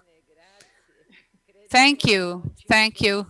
I think that there couldn't be a more significant image than the one you left us at the end. And this helped us together with the different speakers to confront Dante and Jung, and during their evolutionary path in the feminine side and the masculine side. So thank you very much. Now we move to, I kindly ask the management to play the video of Mrs. Anna Morgenthaler. compiuto studi in filosofia e psicologia applicata in educazione all'Università di Zurigo. Completed her studies at the University of Zurich. She's analyst at the Institute Jung in Zurich, and since 1978 she's been working in Zurich as a psychotherapist, and she also carried out studies as educator, and she carries out researches at the University of California, Berkeley, on the she's carrying out her research on archetypal models of mathematics and of didactics and ethics at intercultural level. She's married since 1984. She's very often in the USA, namely in Arizona. The floor is yours. Dear friends of Dante and Jung, I speak to you about Hacking the Good Heart, the initiation of Beatrice. And first, I will talk about the similarities of Jung and Dante. They are both great spirits, no doubt. Both of them became what they were through some existential crisis in their personal and professional lives. It is as if we humans would need crises, politically, personally, as well as socially, and of our health, to keep a balance and not to become too superficial in life and too ordinary and unconscious. But especially in order to develop skills and proficiency in all life's areas. Great men and women all have lived through many life crises and courageously tried to find a good solution. Each time when you're able to solve a problem, be it in your family, be it at work, be it inside of you, for example, some lack of self-confidence or depression, each time you will come out stronger, more competent and proficient in the area you successfully coped with. The biggest chance, though, lies becoming creative, confronting one's crises. While finding causes and mistakes, you unconsciously stimulate creative ideas for solutions. It is the special merit of Marie-Louise von Franz, a most dedicated colleague to Jung's teaching and the most creative colleague, to have discovered that without pressure in life, without existential situations, humans do not become creative. An artist, as soon as he has no existential distress, starts to repeat himself because he lacks the existential pressure to create something special if life itself is not demanding of it. She interpreted crisis as a call from life to perform a new way of special results, and in so doing, keeping culture flourishing and practical life succeeding. In fact, Jung and Dante created their masterpieces of theories and literature right out of most existential crises. Dante had his vision just before he was banned out of his hometown. He began to write before he lost his position, but his personal grand opera he wrote after, and out of his existential experience of falling out of his position and honor. But he became a world-famous poet writing his Divina Commedia after having succeeded to survive without a steady job and after having been banned out of town and even sentenced to death. Jung had several deep crises too. The separation of the Freudian school of psychoanalysis was probably the most dramatic one. Through his separation from Freud, he found his independent theory of psychoanalysis, the archetype theory. Without this crisis, we still would not have a satisfying symbol theory. By inventing his special theory of symbols, we have become able to understand and explain religious differences much better. he developed a special approach to religion and the most creative way to understand religious emotions and activities in a symbolic way. There is no place anymore for religious wars from this perspective. Differences have to be understood as related to specific times and environments, according to the typology of its founders, and especially through the deep meaning of their symbolic expressions in their narratives and myths. Jung considered religion as essential for psychic health. If humans do not have a world much vaster than their own to connect with, more powerful than theirs, they develop egomaniac theories and narcissistically maniac self-imagination. Theories can be wrong, and if they are, it is because they were found under certain conditions, out of an angle without taking many others into consideration. To be always right, to know the absolute right solution, we would need a guiding voice embedded in the whole of reality, taking absolutely all influences into consideration. This is what computer sciences are trying to do today. Jung's symbol theory is a path towards this broader overview of life. It shows methods to reach out to unusual solutions and explanations of problems, because symbols contain a kind of absolute knowledge, but it's not so easy to access it. Symbols contain more than subjective views. They contain a vision from a higher and more inclusive perspective. They connect us with some higher or vaster pool of wisdom, if we are ready to listen into them and contemplate the many possible informations they contain and communicate to us. Other religions, therefore, have not to be looked at their organizational structure, but at their symbolic narratives. The connection towards the higher, the more powerful self in us is a reservoir, a pool of creativity. Without such a reference, we easily get depressed and hopeless, not in a position to imagine a wonder in times of crisis. If you imagine there is a power much greater than you, any crisis in life contains a chance for a wonder, for an unseen solution none other has thought about before. The pandemic has shown how contradictory the so-called sciences can be, how much in their struggle towards objectivity, financial honor, competition influences played a falsifying role.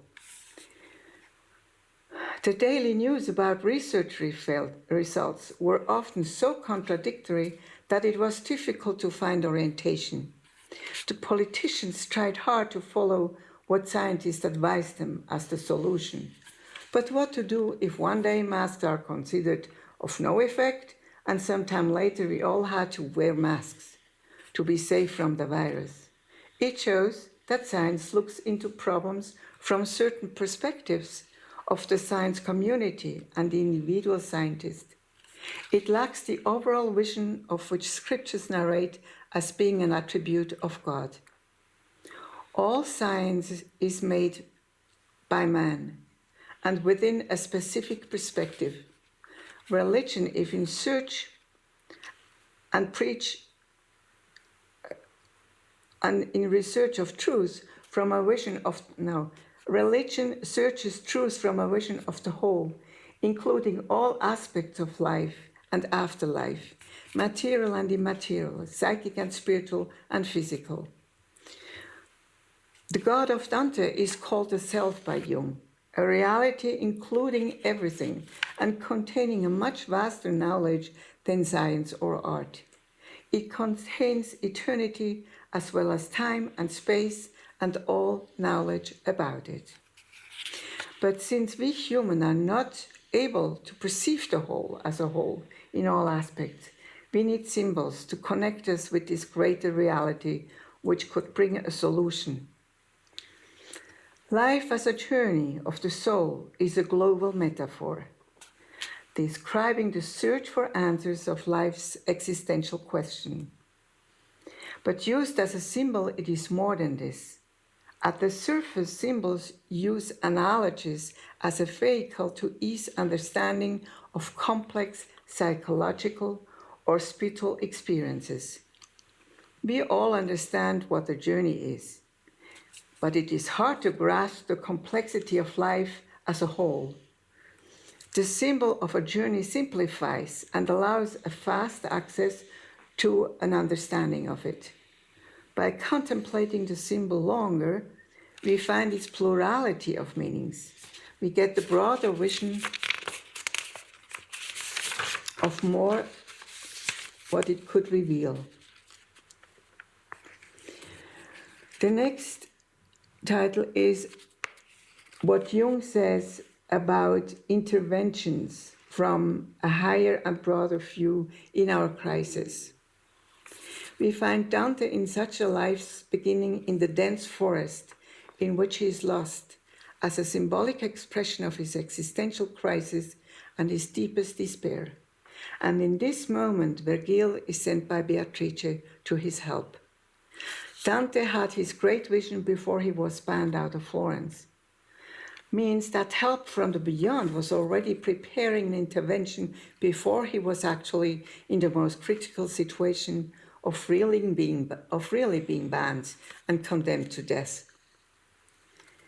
Many aspects were leading slowly up to his crisis. Married into a Pope-friendly family, Donati, later a member of a rather church-critical literature movement called New Sweet Style, involved in wars of the communes of this time, undertaken to gauge trade routes and easier access to the ocean, the fights between Pope-friendly and Stauffer-friendly parties, all of this must have created many personal, family, social, and political dilemmata. He lived in a time when money economy started, knighthood was at the end, and trading gained power. The loss of his political position, the tensions with family and church all must have emotionally led to his existential, most central crisis in life. But he had a heavenly angel he was not aware of, but she was aware of him. Beatrice watched the stressed-out Dante from her heavenly abode. She remembered that Dante longed lifelong for her. And it is this longing and loyalty towards her which moves her heart to come to his help. Beatrice watches Virgil as well, as Virgil's search for the divine was obvious. Virgil was somewhat suffering from the fact that he has no access to the highest divine being. He calls him the great emperor, who does not give him access because he was, while in his earthly life, rebellious towards his laws. Beatrice, unlike the ghosts in hell, does not come and threat them with punishment or humiliate them by reminding them of all their sins. She has a totally different approach altogether, as we know from churches and religious education in general. She is moved in her heart by the longing of two souls to escape out of their momentary misery status and of their asking for help. Beatrice wanted to give Virgil an opportunity to get in touch with the divine and the mysteries which provide access to the highest heaven. The dialogue between them proves that Virgil was interested in knowing more about this heavenly abode and the emperor. Touched by these longings, she decided to descend to their abode. To Virgil, who lived on the green meadows in the limbo hell, he described in his bucolic poetry, and to offer him an option to get closer to the emperor, although not yet an access. And she set conditions. The condition was that he guides Dante, who has lost completely his orientation in life, through hell. She wants Dante to be shocked. What could happen to him in case he would go on with his sinful lifestyle? and she promises Virgil to stand as a ransom for him in front of the emperor, that when she will stand in front of the emperor's face, she will remind him about the good deeds Virgil performs, guiding Dante through hell and purgatory, and with his will move the emperor's heart, as well as prepare a way later to get up there too. But so far, Virgil is only allowed to accompany Dante until the gate of paradise. Virgil is well versed in the rules of hell, and who was in there, and where, and what for. And he agreed to serve Dante with his knowledge to understand to what effects sin leads to, what sufferings and punishments to expect should he decide to continue his old lifestyle. She, with his help, wants to provide an insight into ethical cause and effect to both of them. Virgil is competent for this task. He is well versed, and he agreed to the given tasks. This dialogue between her and him proves also the high abode and the same level of the emperor with Beatrice. She is a woman high up on top with the emperor. Virgil wondered how she could come down without being harmed. She answered as if initiating him into a higher mystery of the divine. Having once reached up high, coming down does not harm a soul, because the reason for descending is the only wish to help and love a struggling or spiritually longing soul. There is no other motives in such a soul. Beatrice's safety in hell comes from her acting out of pure love. This characterizes all souls in heaven. There is no ambition, no desires in them.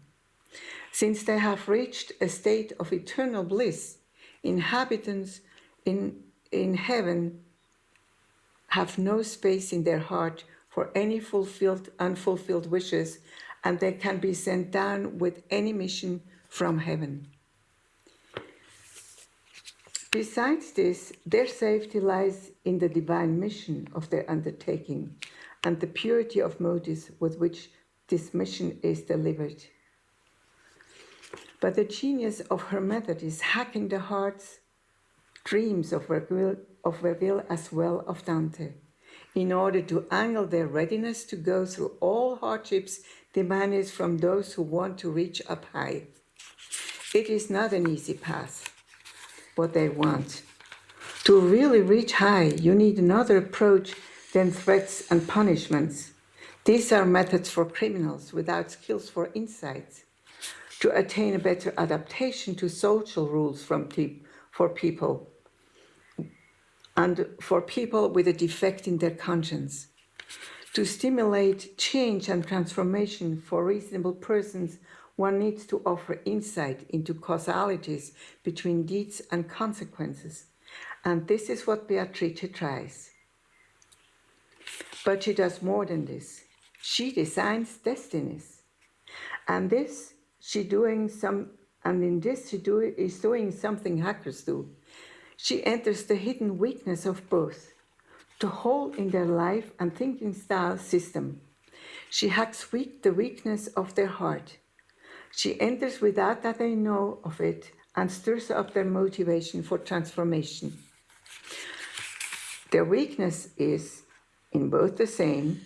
Both want to be famous and to be poets, world-famous poets.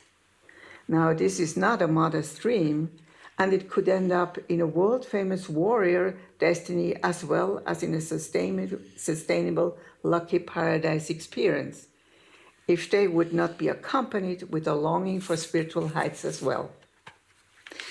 Knowing about their longing for beatitude and lasting happiness, combined with their hidden dream to be a world-famous poet, she designs a combined destiny which feeds their worldly as well as their spiritual dreams.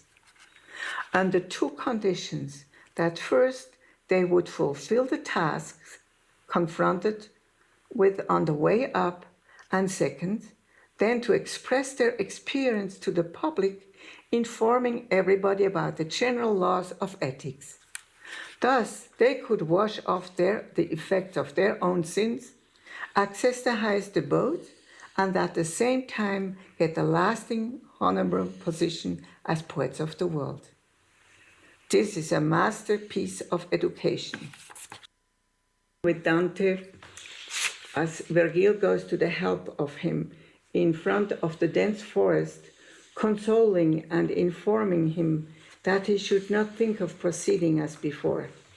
Too many obstacles, the beasts meaning obstacles, will block his ways. That his career is ending, and he has to choose another direction in his life. But he promises him that he will guide him until he will meet a high lady high up in heaven who came down to Virgil to ask him to be the guide of Dante. Virgil consoled him and opened up about his future mission and what he had to decide for another route. Together and under the care of the well-experienced poet Virgil, Dante strives through all nine circles of hell. Along the way, Virgil always knows how to go on to the next higher circle of hell. He involves Dante into dialogues with people Dante knows from their worldly life in Florence. And he was informed in detail about why and what for these people or these shadows in hell suffer now. What punishment. But not always Virgil was successfully entering the places they wanted to research. He was not able, for example, to enter the gate of the town Dis, within which many citizens from Florence were burning in fire. The city was heavily watched by the most evil witches and Erinyes, and they were threatened by evil spirits trying to separate Dante from Virgil and wound them. They both were stuck and both afraid to die, and never to make it out of this horrible place. And it is there where Virgil, who knew the place from former visit, experienced the difference of high spirits, of angels, from godly messengers within the polytheistic belief system. He, who was a good-charactered soul, was not able to overpower the ghosts ruling this town. Witches and Medusa, sorcerers, with all tricks black magicians are competent at, defended the city. And it is here where there is an angel coming down again for help. An angel with a magic stick touching the gate, and immediately it opened. So obviously this angel had much more powers than Virgil knew before. After verbally attacking the spirits, trying to hinder someone with a mission from up high to fill it, the angel left again. Virgil understood that the power to overcome such archetypal low evils, one needs the help from high up. No polytheistic power is strong enough to get through such dark evils. Together Dante and Virgil walked upwards and climbed with all the repenting other souls up to the heavenly gate. They walked the path of purgatory with the repenting other souls and reached the door of heaven. Dante, with this part, integrates the old dialogue between the polytheistic and monotheistic concept of God. And he's famous for that. Polytheistic belief in many gods, but they were not considered flawless, not perfect as the one of monotheistic understanding. The gods allow to sacrifice animals and humans in order to fill worldly wishes and to eat meat. In general, they allow allow prostitution to heal and fulfill beauty wishes of temple customers. They are all helpers in worldly situations for less ambitious religious persons. The monotheistic God does not allow to kill, nor prostitution. He does not allow any exuberant use of desires or emotional drives. Monotheistic aspirants aim for divinity and exit from all material realms into all knowledge and all powerful states. This kind of power, monotheism says, is promised only to the most disciplined and most loving, purest souls. Therefore, they have to lead a very pure life. Virgil, a famous court poet of Caesar Augustus Octavian, worshipped gods and therefore had no access to the high guy he calls emperor. But as it is typical for polytheistic rulers, they are successful in wars, in material possession and luxurious lifestyles, and they surround themselves with beautiful women. Beatrice, though, she died at an early age and lives now high up with other holy souls in paradise and above. As in this world, you'll find in the beyond, on every level, souls who are given diverse roles. Beatrice, according to Dante, can watch people on earth and recognizes those among them who aspire highest positions in the beyond.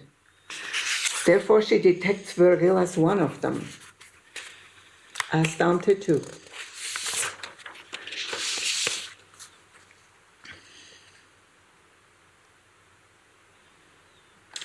So, what we can conclude of Dante's theories about polytheism and monotheism is that sins are not bad per se.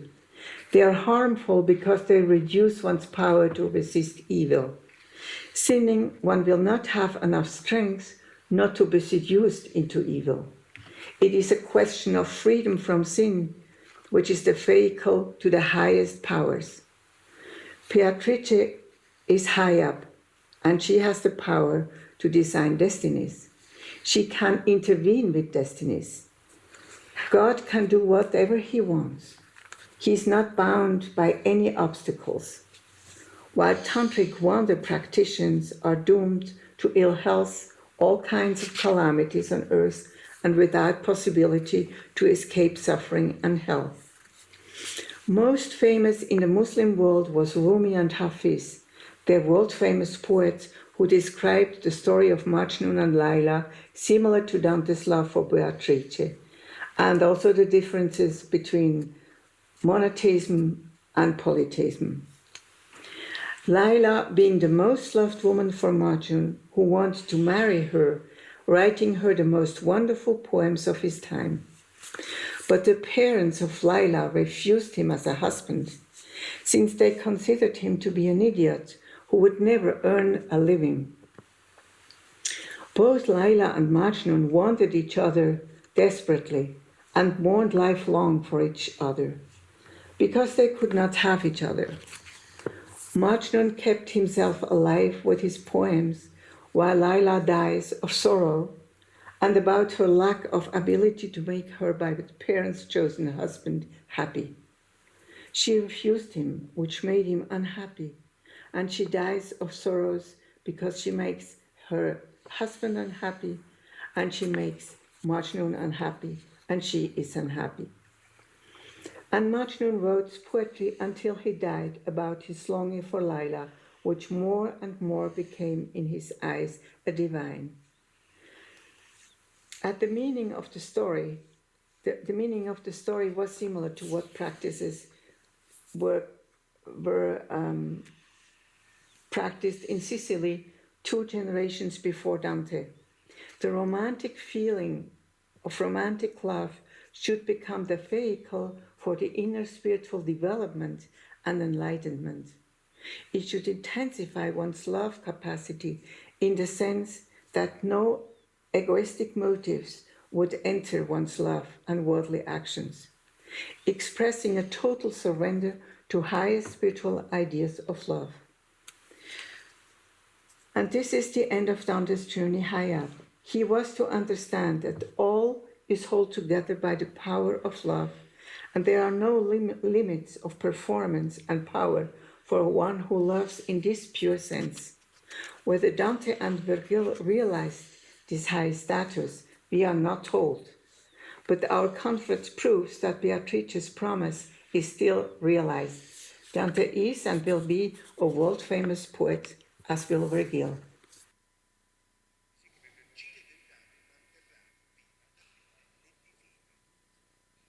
Bene, ringraziamo la dottoressa Morgenthaler, abbiamo sottolineato ulteriormente. Thank you. We want to thank the presenter. We stress the importance of the creative processes that originate at difficult, harsh times during our lives.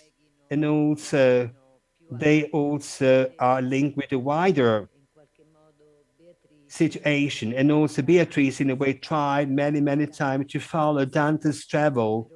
There's been a lot of problems, a lot of entities, and also different explanations. So I would like to ask the technician to screen the video clip with Beatrice. Thank you.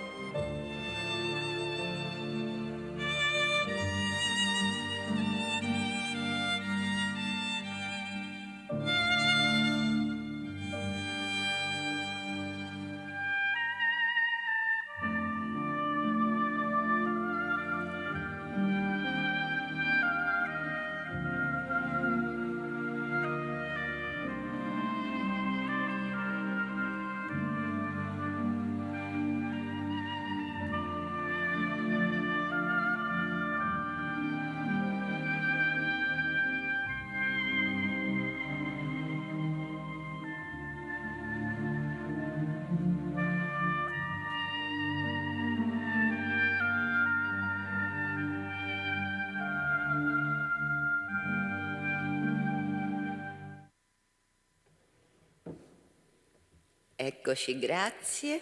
Thank you. Now we move to the last session, and I will ask the management to send us the video of Mrs. Boccassini.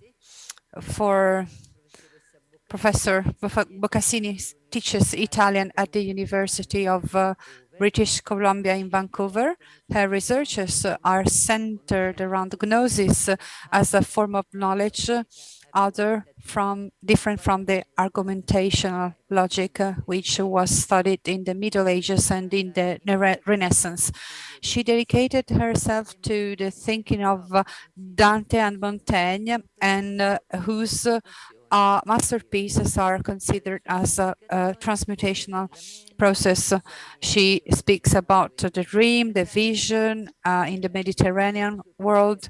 In her publications, she gives importance to the question of the relationship with the environment in the field of the ancient thinking. She gives attention to the particular culture.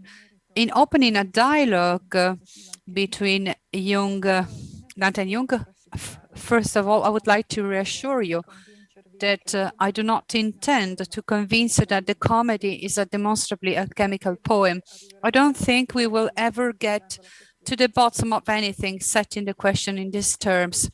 On the contrary, I think that is the hermetic, the symbolic, anagogic dimensions of the comedy that makes it still today a fundamental text for self-knowledge, because this dimension opens the text to interesting perspectives and possible comparisons.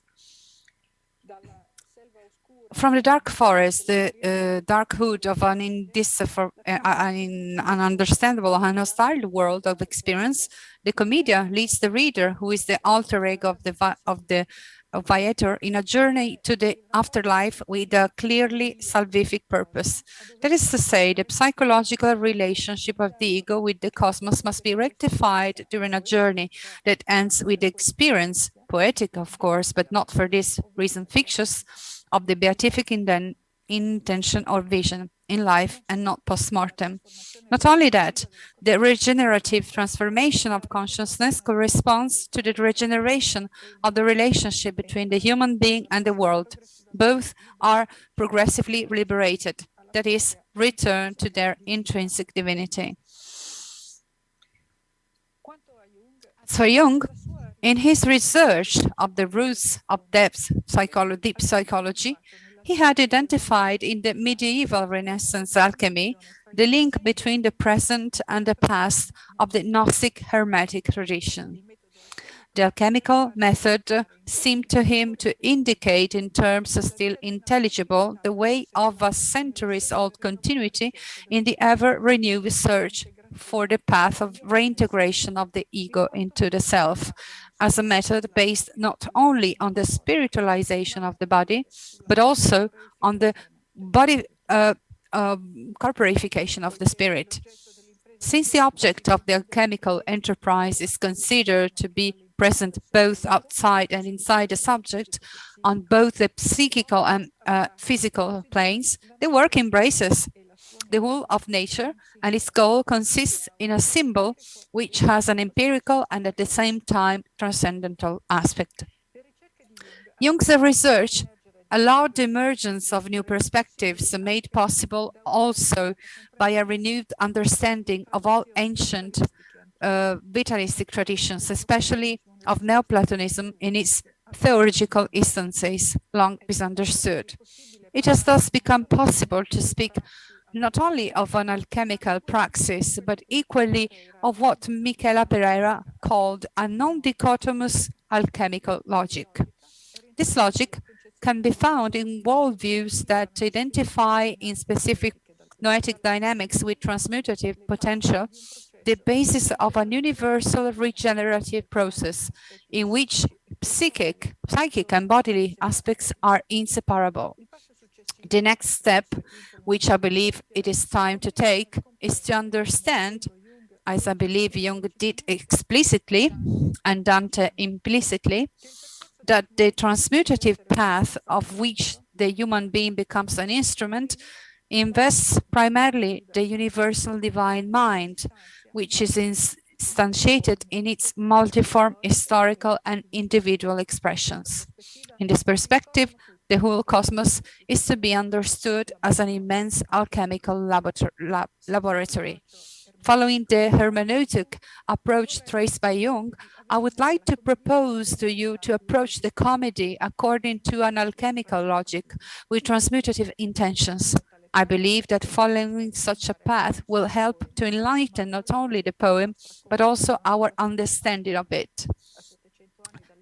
700 years after the era in which it was, as an alchemical process, operationally level, prophetically transmitted.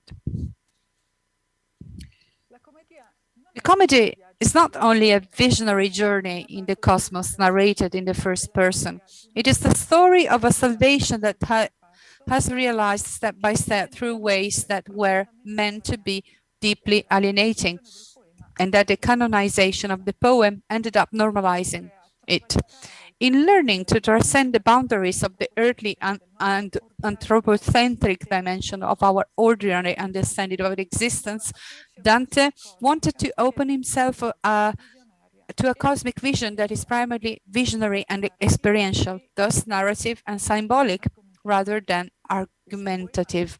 His poem reveals a way of relating to the world that is pre- and post-conceptual, which we share not only among us, human beings, but with the noetic dimension of the whole living cosmos.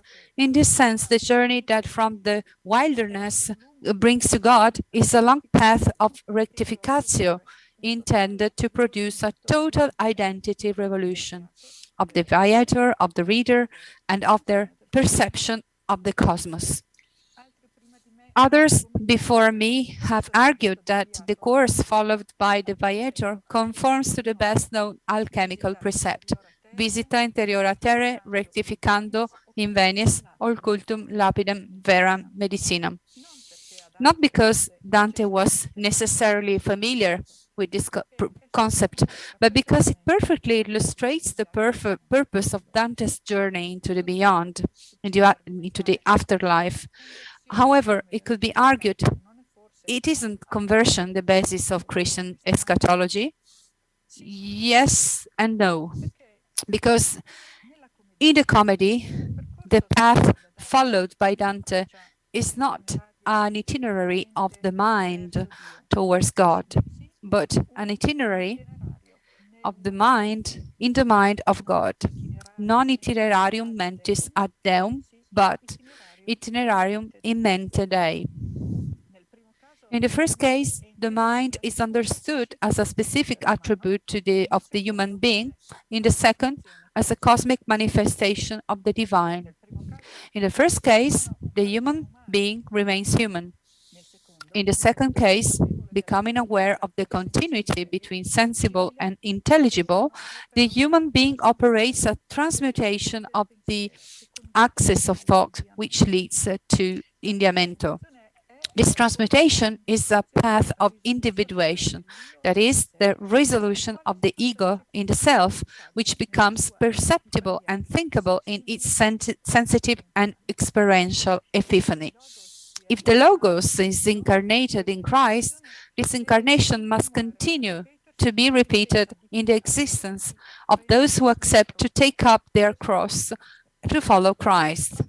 This is a different eschatology, which, as Jung will affirm, involves the individual to the extent that is in the individualization of each one that God's thought, his plan of salvation, is expressed.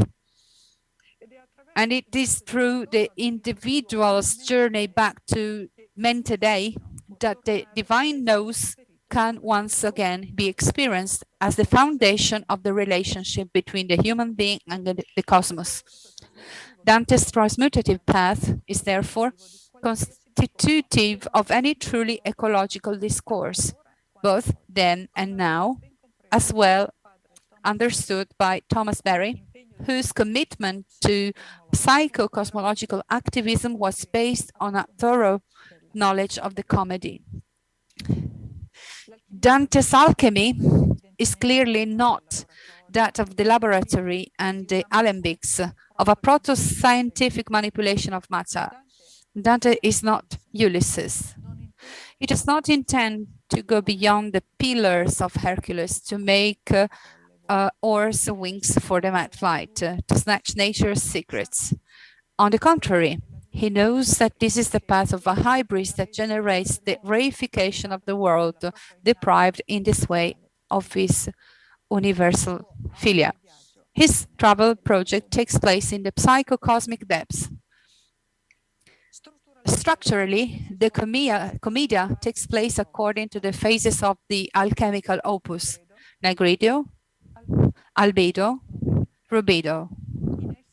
In it, the passage from the places of perdition to the regions of salvation takes place, which the Christian doctrine and the Aristotelian logic of tertium non datur declared impossible. The path of descent into the telluric depths culminates in the embrace of Lucifer's frozen and chilling body as a mysterious way to the salvific exit beyond the natural burella. Therefore, the infernal funnel is not, as it is generally asserted, the space in which Dante is pleased to condemn his enemies to torment, but he operates in black, a terrible path of psychophysical dissolution, in the course of which the aberrations produced by egotism in the liminal space between conscious and unconscious are mercilessly compared through the theatricalization, active imagination, of all possible manifestations of concupiscencia and pride. The rebirth occurs through the comparison with the deadly side of anthropocentric logic, so as to remerge at the antipodes of it. Purgatory can then be manifested as a dimension of albedo, as a progressive reconstruction of consciousness on the basis of noetic and ecocentric basis rather than egocentric, through the abandonment of any assumption of acquired right of privilege, of any form of attachment to the transient manifestations of one's earthly identity. This reconstruction is carried out through the progressive spiritualization of the psychosomatic components of the individual. This rectificatio, which for Dante culminates in the baptismal ritual of the earthly paradise, in turn makes possible the journey into the quintessential dimension of the libido, where individual identity consciously participates in that relational complex that is the universe, experienced as a phenomenal manifestation of cosmic love. Here, the unitary symbol becomes reality. Other transmutative readings of the comedy are possible. I would like to mention two of them, which are consonant with Jung's understanding of the alchemical opus in the perspective that Jung's and Dante's thoughts have in common. That is the reversal of the relations between conscious and unconscious, between visible and hidden. Sic fit ut quod latuit patet, says the alchemical precept. Because as Dante and Jung saw, self-knowledge is not an isolated path, but is possible if at the same time the reality of the external world is also recognized. The first of these two readings refers to the three levels of union of opposites theorized in 500 by the Paracelsian alchemist Gerald Dorn, taken up by Jung in Mysterium Conjunctionis, unio mentalis, unio corporalis, unus mundus. What is highlighted here is the relationship of mirroring that Dante establishes between the Viator and the souls that manifest themselves to him. Hell corresponds to the dimension in which, according to Dorn, the union mentalis takes place, which does not yet make one wise, but spiritual disciples of wisdom. Lost in the dark forest, it is insane, I found myself again, that the Viator accesses the paradoxical consciousness of being simultaneously lost and found. And it is this awareness that makes possible the encounter with Virgil, the inner guide to whose superior wisdom the ego relies to undertake that other journey, of which his conscious cognitive faculties ignore everything. The mental union is manifested in the creation of the Dante-Virgil partnership. Having found his own soul through an experience of absolute dejection, Dante surrenders himself to the forces of a spiritus veritatis, that is, of a wisdom that transcends his faculties of dianetic understanding. Far from allegorically representing human reason, Virgil, like Jung's Philemon, represents rather the guardian of the mystagogical path that leads to the unconscious as the source of wisdom. In fact, the wise Virgil, in turn, is the envoy of a feminine and Sophianic trinity that epiphanizes the divine mind. Only Virgin Dante's mental union can make possible the salvific crossing of hell, which is the dimension into which those who have lost il ben dell'intelletto, the good of intellect, are precipitated. Only that union can make it possible to see what happens to the human mind when it separates from the soul as well as from the divine mind. Being able to count on the ship of a restored intellect, Dante and Virgil are now able to face the depths of more propitious waters. In the course of the purgatorial ascent, the uno corporalis, the reunification of the mind with the body, or rather with the functions of feeling and sensation, is progressively achieved. What the eye has abstractly learned by reuniting itself with wisdom through thought and intuition in the course of the infernal crossing must now come to be incarnated in a new body, progressively more subtle and more winged. Exactly like the souls that purge themselves along the frames of the mountain, the self must also surrender to the metamorphic process that allows the caterpillar to become a butterfly. At the end of this second process of rectification, Dante and Virgil are in fact admitted to the earthly paradise, a different representation of the Golden Age.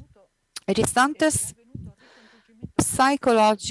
psychophysical reunion that makes possible to reunite with Beatrice, marked by the rite of a double baptism in the Edenic waters. Reborn in the reunion of soul and spirit in a purged and therefore subtle bodily dimension, Dante becomes a container, a vase, a pot, capable of receiving the teachings that Beatrice, as a manifestation of noetic intelligence, is preparing to give him.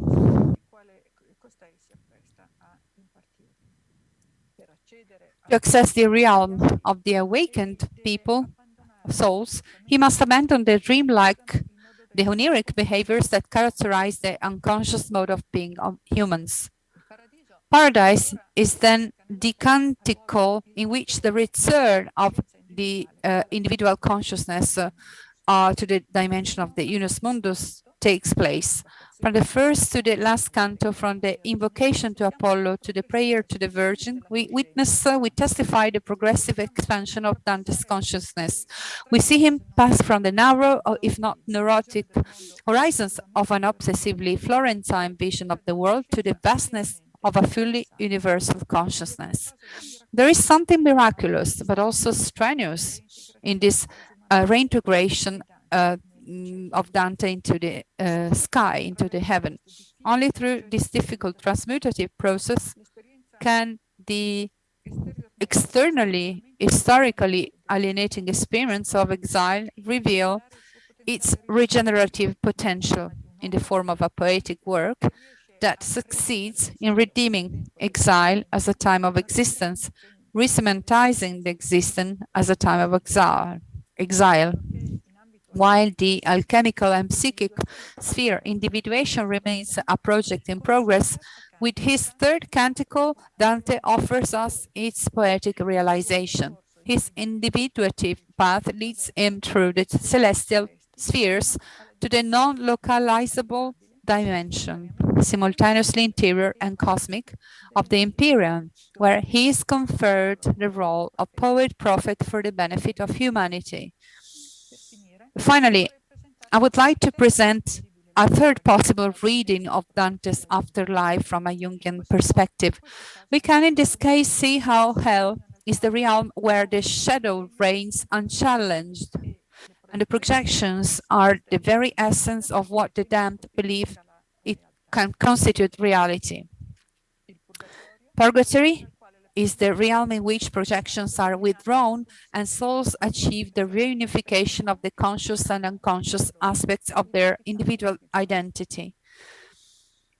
Through the passage from earthly paradise and the reunion with Beatrice, Dante accesses paradise, the realm in which personal individuality fully participates in the pleromatic dimension that informs life on a cosmic level.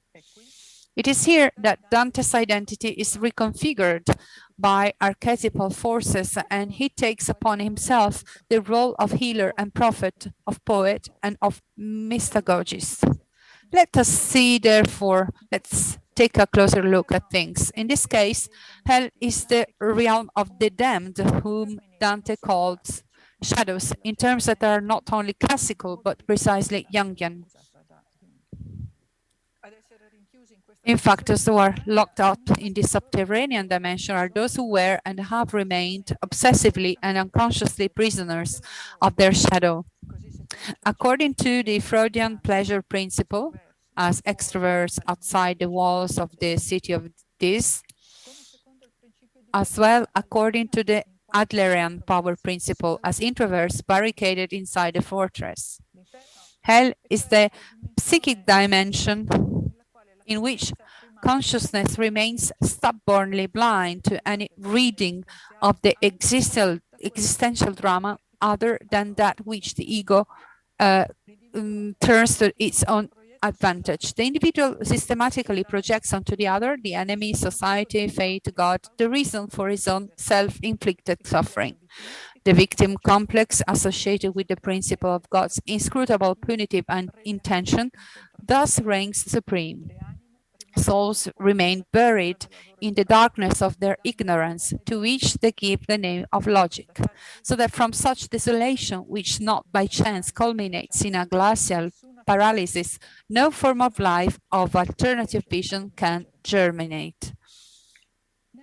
In crossing hell, Dante and Virgil activate that process of inner mirroring that allows them to identify the unconscious roots of conscious behavior, to recognize the limits of each of our multiple egocentric illusions.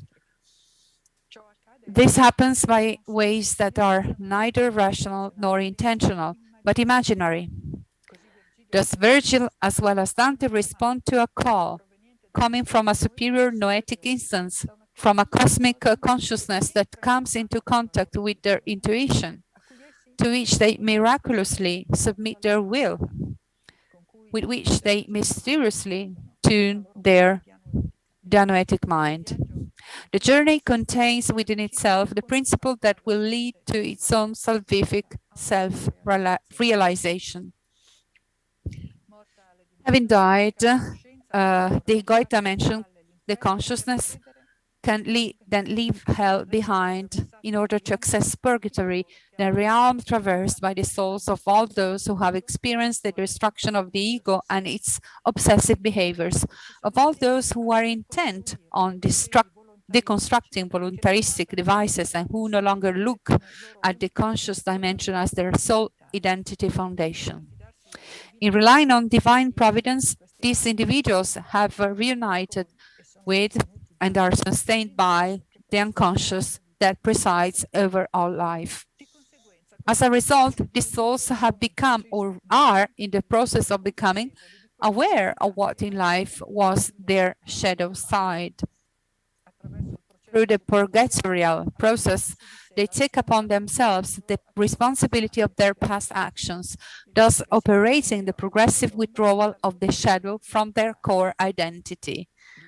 Their unconscious gradually becomes more conscious, and thus reunited, their identity becomes thinner, lighter, and brighter. As for our viatores, if in hell they interacted with the shadows while keeping at a proper distance from them, here they share the condition of the purging souls. Mutual mirroring involves mutual recognition and mutual help. For both of them, operating on the shadow and measuring the disasters caused by the past negligence is a source of immense suffering. But such suffering is voluntarily assumed because it is aimed at the realignment of the love of mind with the natural love, at the reunification of the cerebrospinal egoic consciousness with the larger self that presides over the sympathetic nervous system, as Jung said. In fact, the sympathy or universal philia is the principle that presides over the process, the purgatorial process. Gradually, souls and pilgrims learn to recognize their innate brotherhood, which is expressed in the desire to embrace, to support each other, in accepting and overcoming the errors of the past, then in the reintegration of the shadow. Walking the path to individuation means learning to recognize one's own image, rather than that of the other in the mirror of our humanity. But precisely because this image must emerge from the depths of the unconscious, it is this arduous process of recognition and empathic union that leads the soul to the threshold of rebirth. Fully identified, reunited with its own unconscious and therefore with the whole of humanity, the soul completes its work in white by crossing the wall of fire of supreme purification. Most human beings would consider themselves lucky to reach this stage. And in fact, Dante seems to suggest something like that, because at the top of the Mount Purgatory, the earthly paradise opens up, which the Viator enters having received from Virgin the double recognition of the crown and the mitre, symbols of the success of the alchemical opus. The completion of the individuation process restores the human being to his true primal nature, to his Edenic unity, which is accomplished through the reunion with the feminine sapential side of an organically embodied noesis. Yet, the poem is not yet concluded. An entire third canticle awaits us. What form of further realization does Dante intend to reveal to us in the beyond of individuation? Throughout his earthly life, Dante, like everyone else, was seduced by shadows and projections, the separative, diabolic images of will that egoic consciousness projects onto the reality. He too, like everyone else, became a victim of his own dreams that soon became nightmares. But it is not enough to recognize this, because beyond the false images of good produced by the individual unconscious, there are archetypes, the true images of good that are actually unitive, that have the power to reunite the individual mind to the cosmic mind to which it belongs. In the course of this astral journey, Dante is not only shown the soul lights, those, the souls of the blessed, such as Beatrice, impart to him sapiential teachings, the water of life from which he learns to drink, thus preparing himself for the mission that awaits him on his return to earth, to deliver the mortals to the transmutative message that has been entrusted to him during his journey to the afterlife. What the blessed teach Dante is the liberating power of gnosis, the noein, not of the logos, intended as an argumentation word, but rather intellect of love, in Dante's own words. The ability to understand reality not as it appears through the veil of our projections, but through and beyond that veil, reality as it tends to manifest itself in the archetypal form most suitable to us. It is a different language, a very ancient language comparable to the runes that the souls reveal to Dante, inscribing it in the timelessness of sidereal space. In learning the Sibylline language, which Jung in the Black Books had begged Carr to learn, in making his own the meaning that those pictograms reveal by concealing it, Dante rises to the heights of identity that life had in store for him from the beginning. The identity of the essential man, of the anthropos teleios. It is indeed in the universal trace of the living Christ that the pilgrim comes to recognize himself, thus recognizing his own mortal individuality in that immortal effigy. Dante's comedy is a vision that emerges directly from the collective unconscious. To quote Jung, objectivity as wide as the world, open to the world. Lost in myself is an effective expression to describe this state. But if a consciousness could see this self, it would see the world, or a world. That is why we must know who we are. If Jung has been in the last century a new Socrates or a new Proclus in showing the way to self-knowledge to the humanity of our time, certainly Dante was invested with the same role 700 years ago. Nor is there any doubt that his example was of great importance for Jung in the period of his confrontation with the unconscious, from which the vision of the Red Book and the rule of analytical psychology emerged as a way to self-knowledge.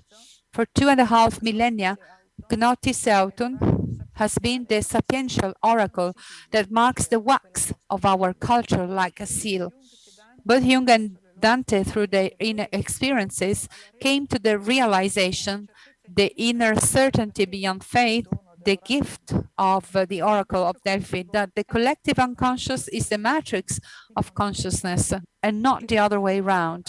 That in escaping the limitations of the personal, the conscious mind not only enters into the sphere of influence of the unconscious, but it is guided by it in the search for those beneficial forces and ideas in human nature which have always supported the individual in his search for the right path through darkness and danger. However, let us be under no illusion. From one century to another, from one millennium to another, little or nothing has changed. Today, as in the past, this continues to be far removed from the daily concerns of our fellow human beings. Yet today, as then, hopefully as tomorrow, still and always on the brink of the catastrophe, the fate of humanity is tied to this very thin, almost invisible thread.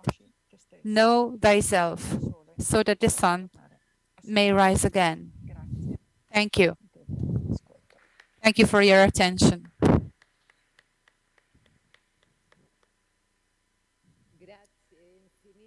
Thank you very much, Daniela Boncassini, for this great explanation. You explained all passages of a life-saving path, which happens in men today, as you clarified, as you explained. So it's really something that helped us to grasp a series of links which are important in the individuation process. I think in this moment we have a connection. There are questions for Daniela Boccassini. Can you confirm that she's online? Yes, I see you. I can see you. I'm really happy to be with you. Ci sono due domande. We have a couple of questions for you. Now I'll read them through.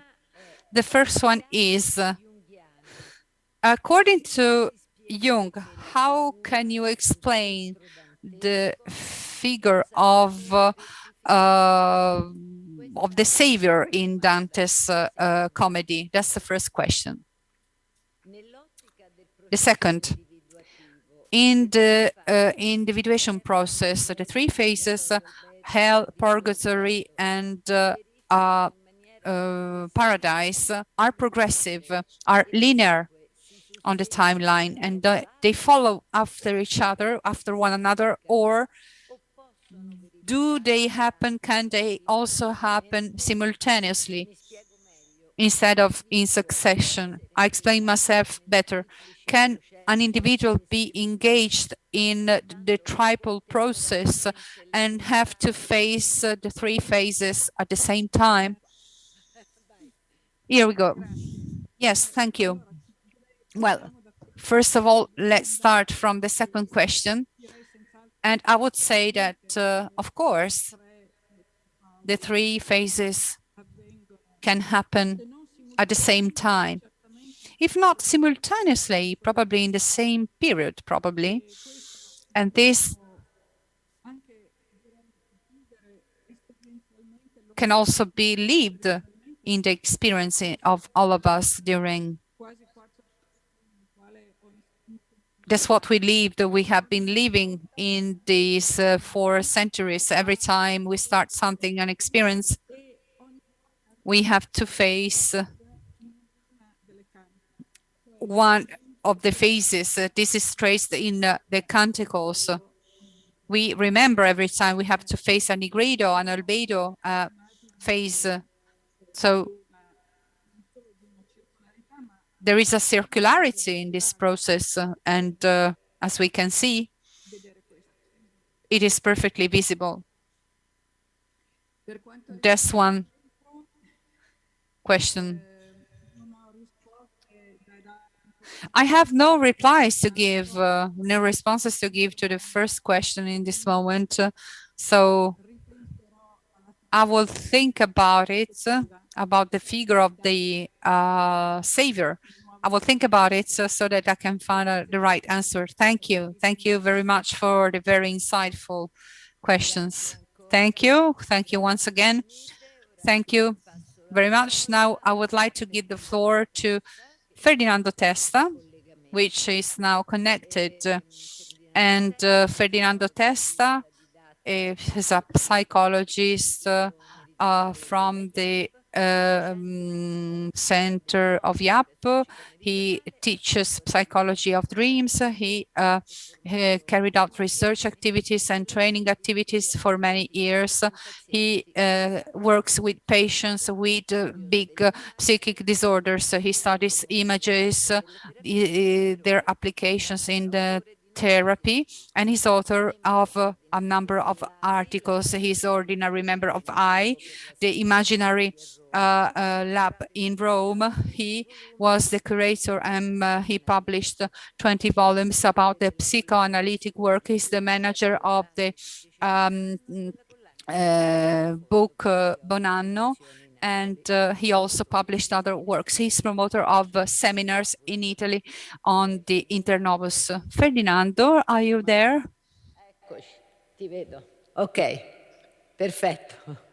Intanto buonasera a tutti quanti, grazie. Well, good evening to all of you. Thank you for having me. I would like to thank Claudia Whitman for inviting me to this important symposium. So to speak after Daniela and before Claudia is going to be a great honor to me. I will try to do my very best. My presentation will be all about the idea of the comedy in the Jungian clinics. And I would like to start this path with the Jung's expression telling, is there any one of you who think not to start this journey? So ultimately, inside ourselves, above all those being psychoanalysts, they have to daily get into the dark boots of the comedy. Alchemy is a path to knowledge. That's an esoteric travel. So, with alchemy, I can go beyond the arrogance of the self and ever to face the paradox, irrationality, and mute suffering, speechless. Jung, following others' thought, tries to find light in the matter. That's a key element of the entire Jungian clinics, and the entire work was finding the divine sparkle of suffering and the paradox, incomprehensible, of severe and less severe psychic discomfort. These are the words by Jung. If you accept the darkness, the patient was not transformed into light, but she started the light illuminating the darkness of the hell, the inferno. Seems to be very important to me. Within this comedy, the idea that in the darkness we can find light. In the unconscious we can see the consciousness, bypassing the Cartesian division between the body and mind. The descent to the underworld is a crucial element, not only because going down to one's suffering is distinctive for treatment and healing, but any time, as Miller said, in this extraordinary paper, edited, published, anytime we go downwards, we have to face the images. We have to face our dreams, metaphors, and our nightmares. That's why the descent turns out to be so important, so paramount importance to meet images. And we can go up, only if we are humble enough to abandon the concepts and to consider these images. Images are very important because they do represent life poetically. Jung in the Red Book says that the concepts are the parapet of the self, whereas images, they do represent the vital lymph. Why are images so important? Because images do actually represent the connection bridge between the conscious and the unconsciousness. Images can contain a mysteric meaning which attributes value to suffering. The alchemist's dream is similar to Dante's. His travel was the quest for the unus mentalis and corporalis, to the hell and the purgatory, to go straight to the knowledge, or to go straight to totality, or to imago Dei, the image of the self. Dante's mind is a sort of illusory mind. It's made up of threats. All this is important in Jungian philosophy.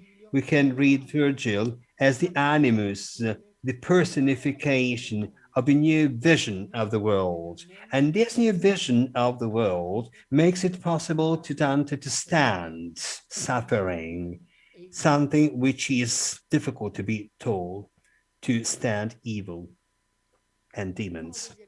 Well, one of the key elements, the first step of alchemy, is mortificatio. Mortificatio is the most negative operation ever in alchemy. So this means darkness, defeat, torture, mutilation, mort, and rottening. And the color typical of this phase of mortificatio is black. Black, black, more than black, absolute black. This happens when in therapy the analyst finds himself before a huge, immense suffering, despair, anguish, the incapacity to look at the stars because we are captives, prisoners of suffering. This way, mortification is an essential element. Alchemists were very, very glad anytime they saw black. This meant this was the start of the entire transformation process and so the healing process as well. Here we go. So the meeting, Dante when meeting Virgil, there's the union of the blackness of the human mind. Virgil mind is bearing blue. This is not reassuring in a way. So the presence of blue is sort of a kind of operation, quite strange with fantasies, dreams, patience, visions. This is the most important element on which the patient is going to be focused. In order to leave despair, we have to confront when we find ourselves in the psychotic phases or the borderline personality disorders. So this point in Virgilio is very important because blue actually represents the consciousness of suffering, of pain, of grief, in despair. In blackness, there is no awareness. There is one idea of being captives of shadows. And we're not aware of that, not at all. We do see all that very well in depth in patients that continuously repeat the same things. They do the same mistake once again, do not take into account what they did erroneously in the past, because at that time, the light of blue is not there. So this mandala, which originates from one dream, imported, this represents a very interesting element. You do see that we the blue color, as Hillman said, in the thought of the heart, a theology in alchemy. Blue represents self-reflection, turns out to be the primordial blue color to get through morning, the meaning of the soul and the imagination of depression. When these go towards the blue of melancholy. This viewpoint is important, so depression very often is demonized, whereas the depressive element is an important element for the human psyche, for transformation, because the depressive element opens up to the vision of melancholy. So when an object is lost, that's the fundamental element, not representing anger. So disruptive anger, self-punishing anger of some borderline minds, but rather this represents sadness, whereas anger is a sort of kind of emotion fostering the fragmentation of the self, but itself is fostering the self thoughtfulness. And as Jung said, only if we can go hand by hand, we can be born again. In this sense, the alchemist, the analyst, is not a metaphysics speculator, but just someone, wandering in order to find the principle of individuation and transformation, penetrating the mysteries of the matter and affirming the Lapius Philosophorum. This transformation takes place inside a circular process according to the mystics model, birth, death, and rebirth.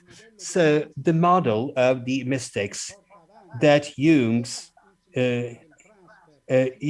uses in psychology and also in alchemy, that's an important element to bear in mind because these represent a watershed between the classical psychoanalytical thought and the Jungian thought.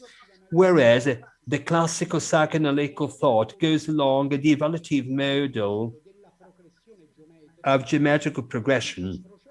Instead, the circular process of treatment moving all around according to the model of mystics. These respect the biname of the theme birth and death, rebirth. That's very important. So this theme of mystics is very important because with severe pathologies, illnesses, I'm referring to narcissism, of psychopathological attitudes, borderline personality or mood disorders. We have the lack of symbols. Not only is the speech is capable of going straight to the heart of the patient, it's very important. This modern turns out to be very important because the model of the mystics gets rid of the sense of guilty, of guiltiness, thus removing regression as a failure of psychotherapy. The circularity metaphor, so cherished by Jung, and is said about this in the foreword. From some viewpoints, this bypasses the evolutive model in a sort of conjunctipositorum approach. That's an important theme of the relationship of Jung to alchemy and Dante's thought. The conjunctio oppositorum, the union of feminine and masculine. The theme of circularity sets out, whenever it's possible, a sort of dynamic vision of the self and not static, enclosing in itself not just the light but also shadows.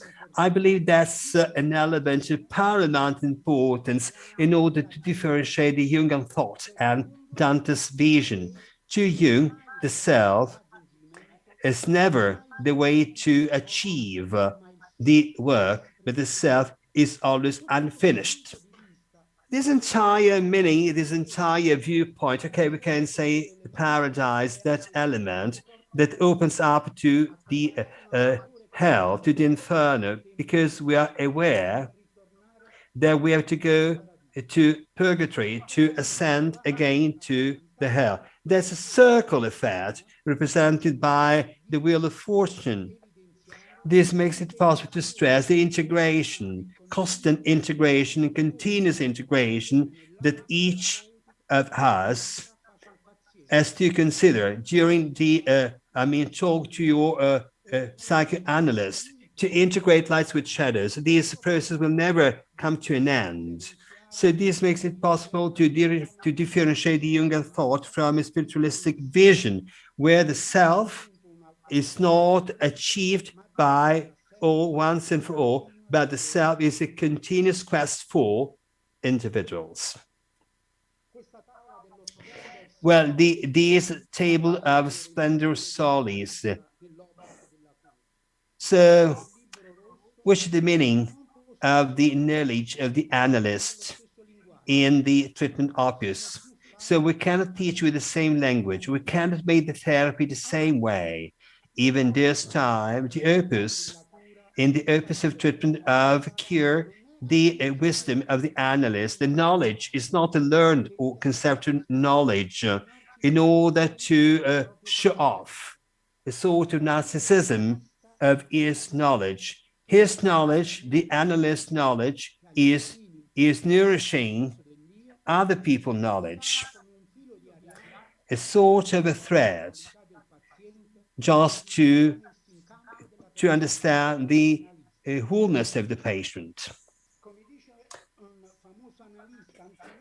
As Antonino Serra, a famous analyst, said, we have to defend from what we do know. Very often, the prejudice of knowledge vis-a-vis a dream, reducing everything, reduces symbolism to what is known. This kills our imagination, and this is pushing back to one single concept, a vision. There's a bubble where pathology is difficult to treat, where so the speech is powerless, but the body has to be taken into account as well through the sound game, but also through other ways of doing this. So long the body has been kept out of the analytical background. This has been approached with intellectualism and rationalism too long. There is a secret knowledge which can be compared to the figure Beatrice, and the encounter between her and Dante goes down in the idea of the heart as a location where the imagination resides, which is the key to access the knowledge of the enigma of suffering, and then to place it on the archetypal level of mystery. That's very important. So knowing from the heart is not a sort of sentimentalism. It's not this. Is in line with imagination. Imagination activity is the true creative activity of our spirit. There's the union of the opposites. There's the descending function to a greater extent today in a period of time where we are just, hit by fears. So we are getting lost and we don't have any more power to free our imagination. The thought of the heart is the thought of images. The heart is, the place where imagination is found. Imagination is the real voice of the heart. So if we speak of the heart, we have to be full of imagination. Hillman said in 1981 that one of the elements through which we can say the patient is improving is the use of the speech. Can this patient speak when he is in ICU? Can he speak through dreams, through poem, through drawing, through the therapy? So when the patient can speak, so is recovering. Thinking by images or through images, this requires some key elements. So this simultaneity of knowledge and love, and that's a pillar in the Apuleius fairy tale. This expression by Jung in 1921, He said, Dante is the spiritual knight of his women. It goes beyond the adventure of the inferior and superior world, and this heroic enterprise is so important.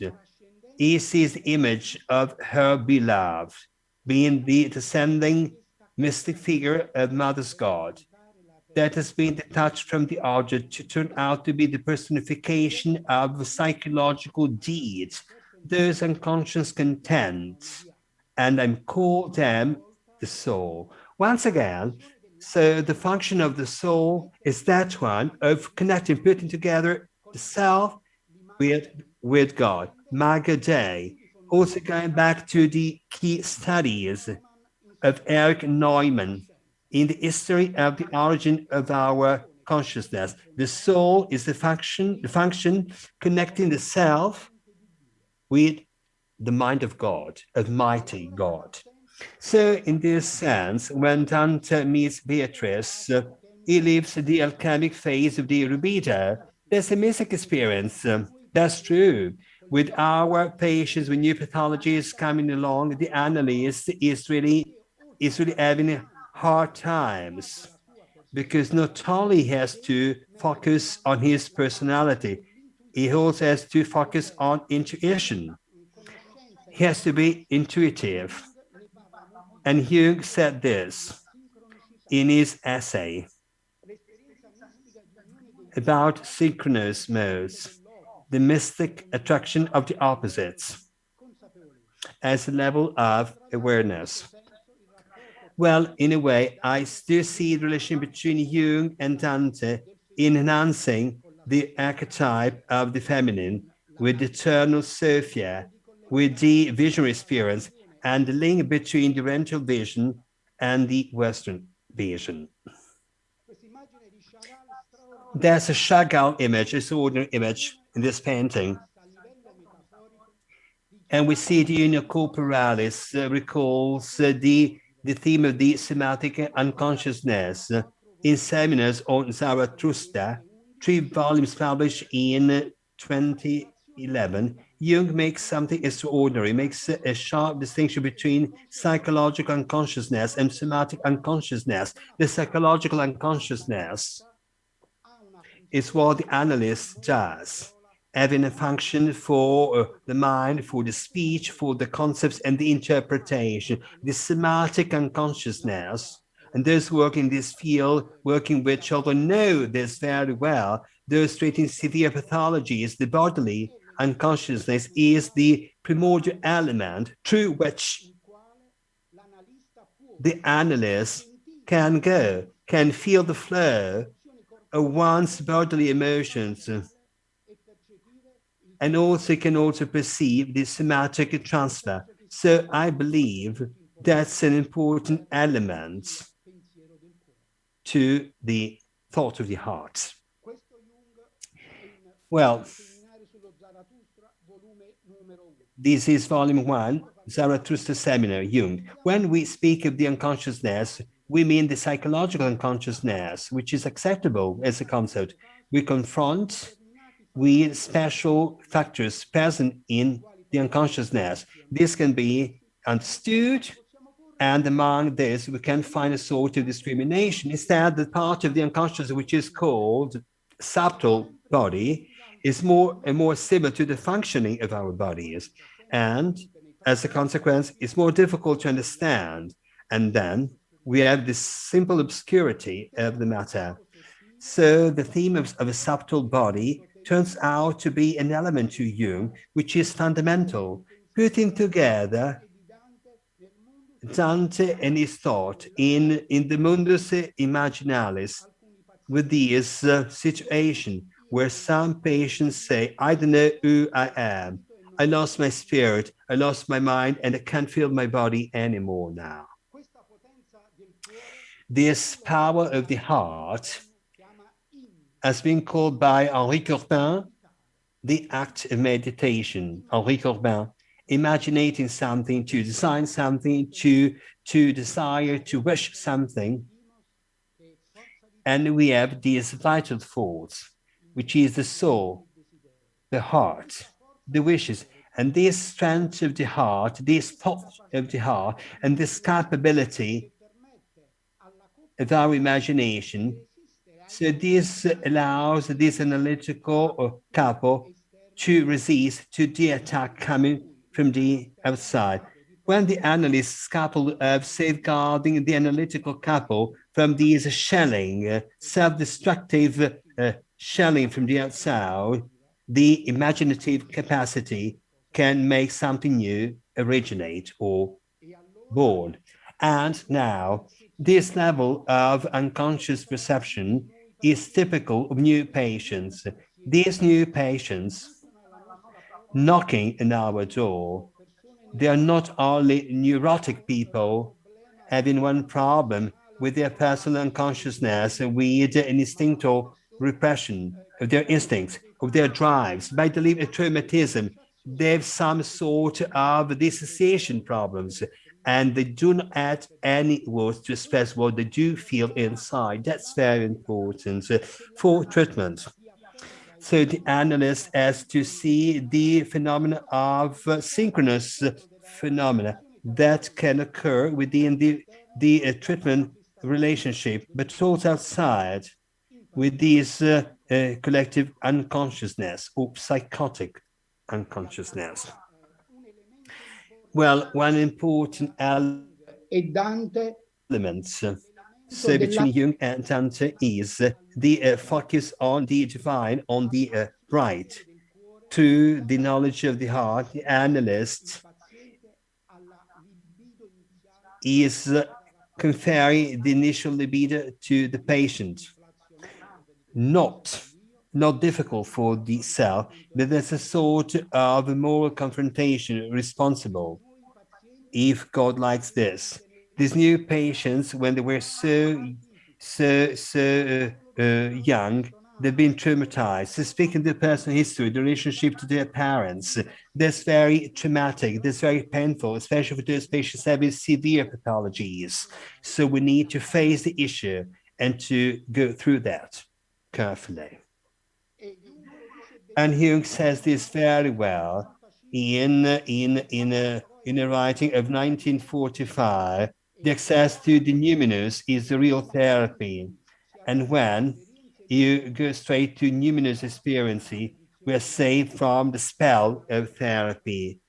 Disease itself takes a numerous feature. Now you see the importance of the archetypal side and the numinous aspect, which is a source of healing and treatment or cure.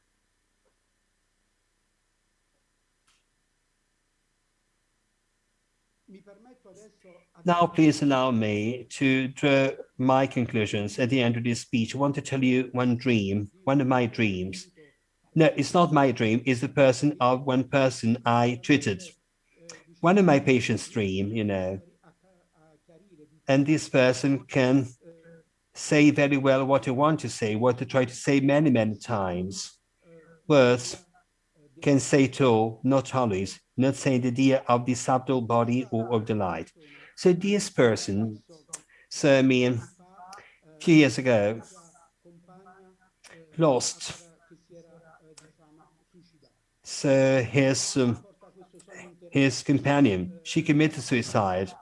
It was so painful, impossible to dream of her, impossible to accept, never dreaming of her after she committed suicide.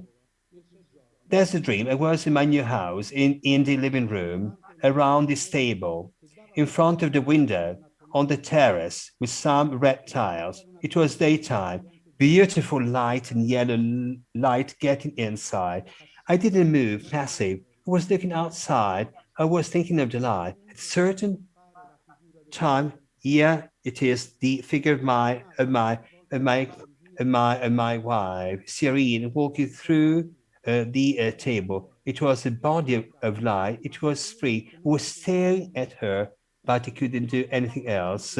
So I went up suddenly, and I thought she was really living, but this was not possible. Her body was full of light, as this was the grace, but everything was so true, a reality and a real body.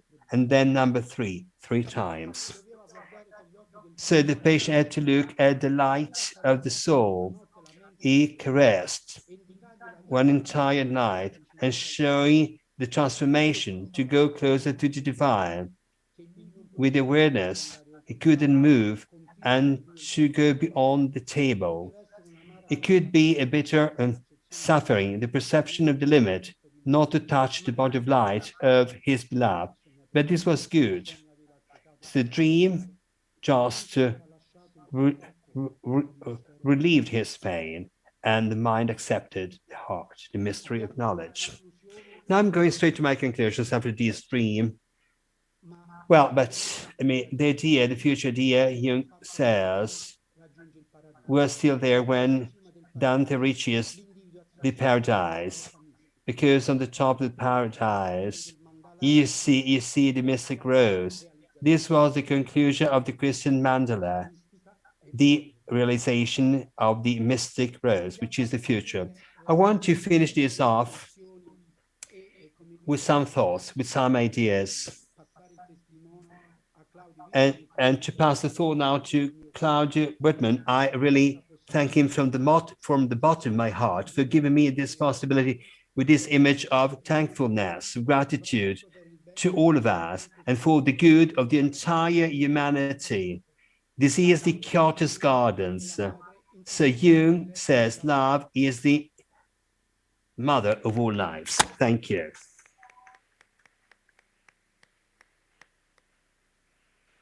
Grazie Ferdinando per questa completissima relazione. Thank you, Ferdinando, for this exhaustive presentation, which added many important elements to the framework, the general framework. Thank you for speaking about the imaginative power, the knowledge of the heart.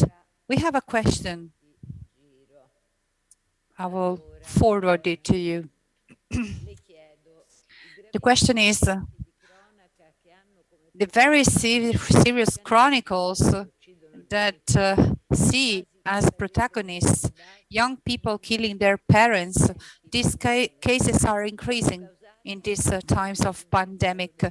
It is probably all caused by the absence of an imaginative education or of a lack of knowledge of the heart. Are they in the dark wood and have they been overwhelmed by this? A brief reply to this question. For sure, this particular moment is quite difficult. So fortunately, the biological pandemic is slowing down. The sufferance is very strong.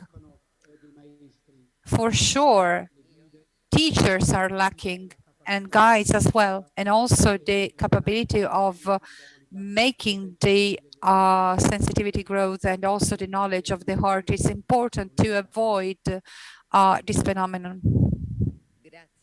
Thank you. Thank you very much. I believe that every presentation will need a further reflection. We will have the chance in the future to start this reflection. I kindly ask the management to send the next video.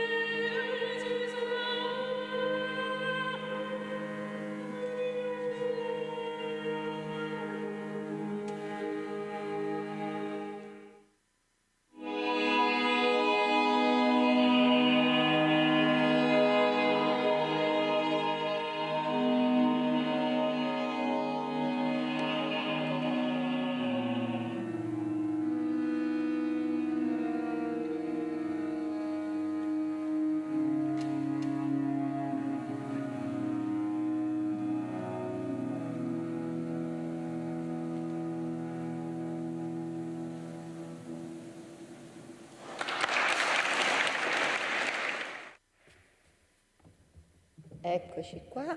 Here we go. We reached the final part of our event, and I would kindly invite Claudio Wittmann for his final presentation.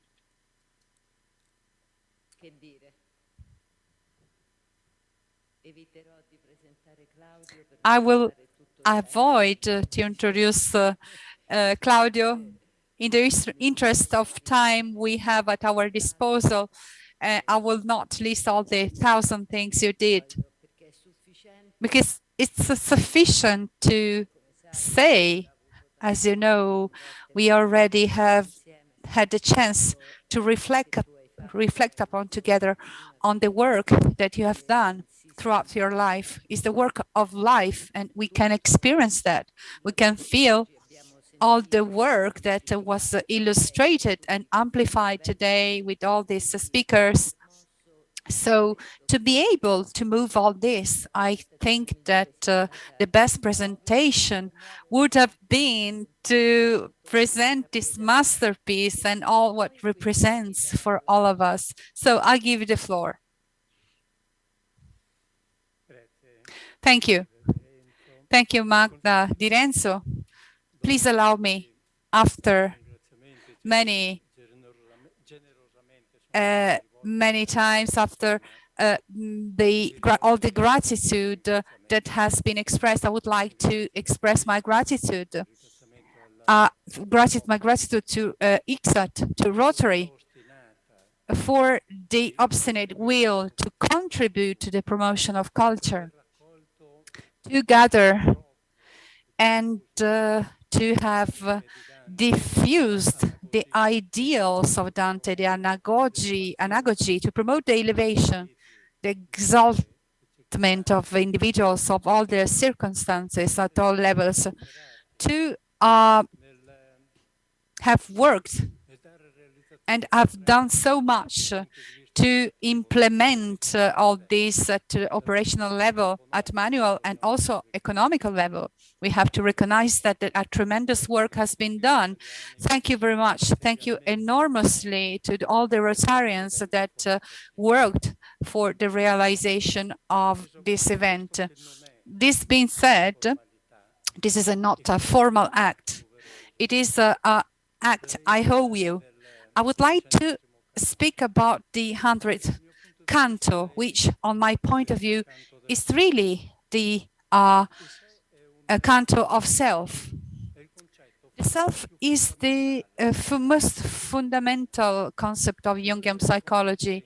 If we go and read what's probably the most processed, the most notorious Jungian character, we find what the self is in the writings. We find that it is the essence of the entire psyche. It's a set of all contradictions that we have in the psychoanalysis. It's the subject, the occulted subject, all the elements that since the beginning manifest themselves since the first day of life, and that keep on manifesting throughout the existence. And it can be identified with the destination of the cyclical process. It's an accomplished description, a synthetic description, and it is made to be underlined, to be saved in our memory, if you want, in case we have to pass an exam. So I'm not convinced that once a description such as this is learned, is also understood. I believe that self is not just the central concept, but also the most obscure, the darkest concept of the Jungian psychology. And Jung does not help us when several times repeats that empirically speaking, it is not possible to distinguish the self from the imago Dei, from the image of God. It is not possible.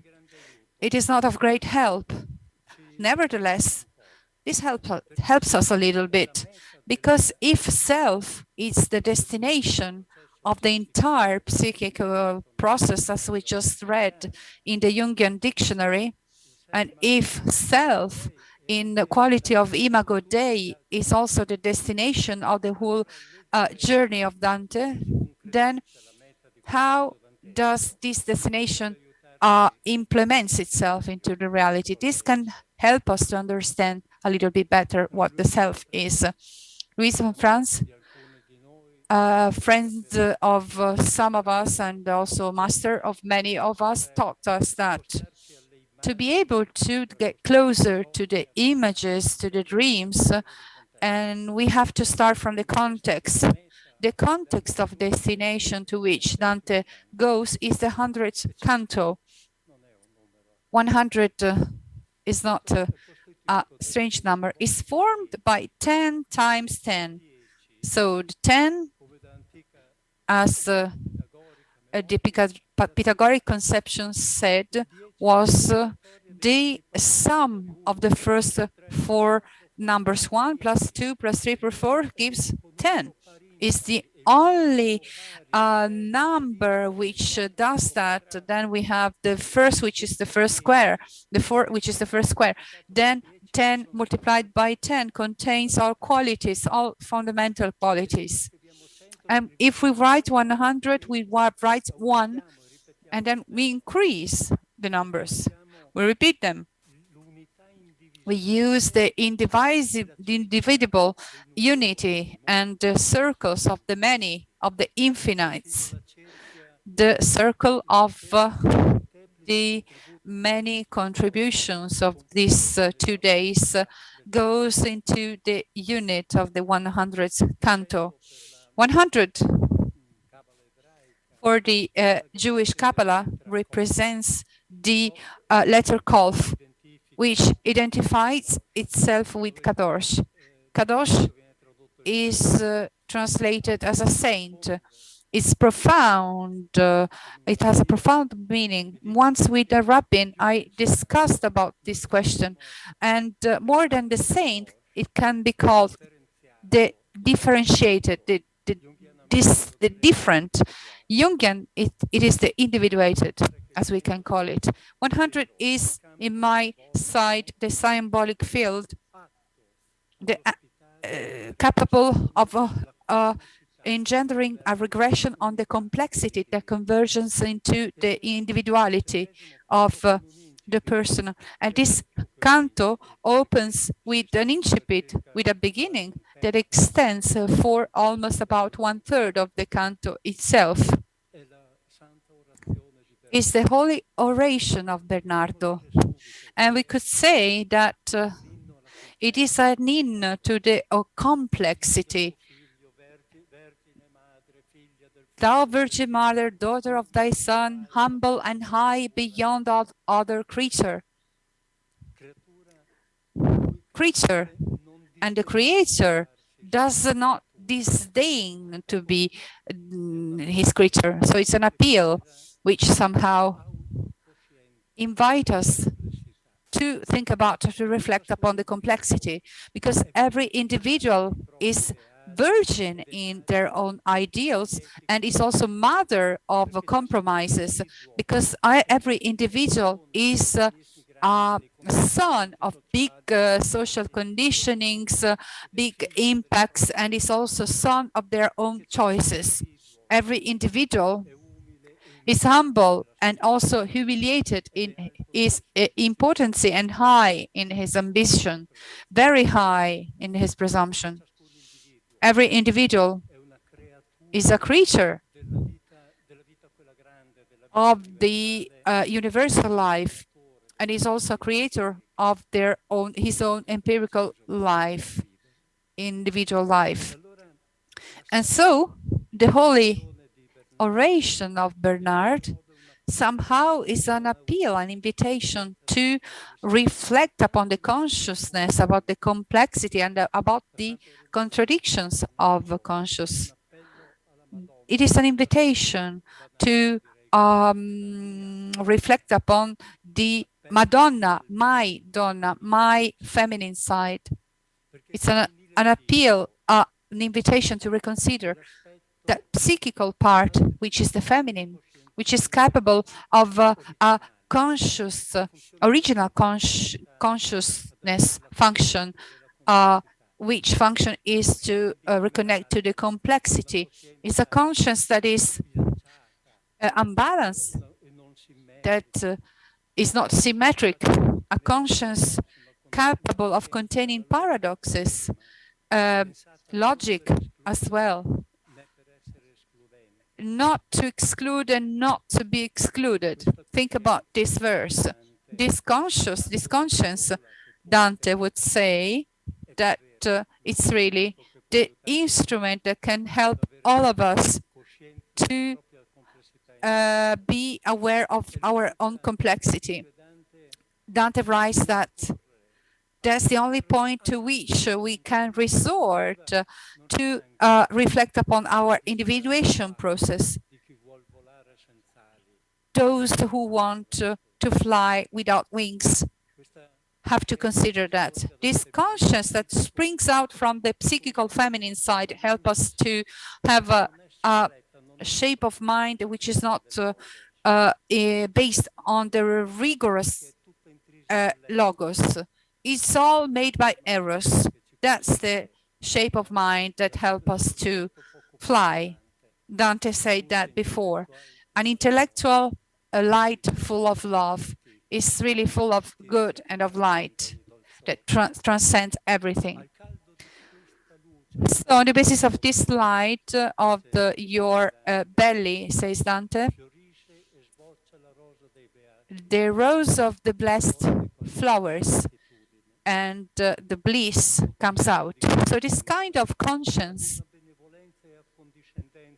the capacity of condescending, supports and prevent the expanded conscious.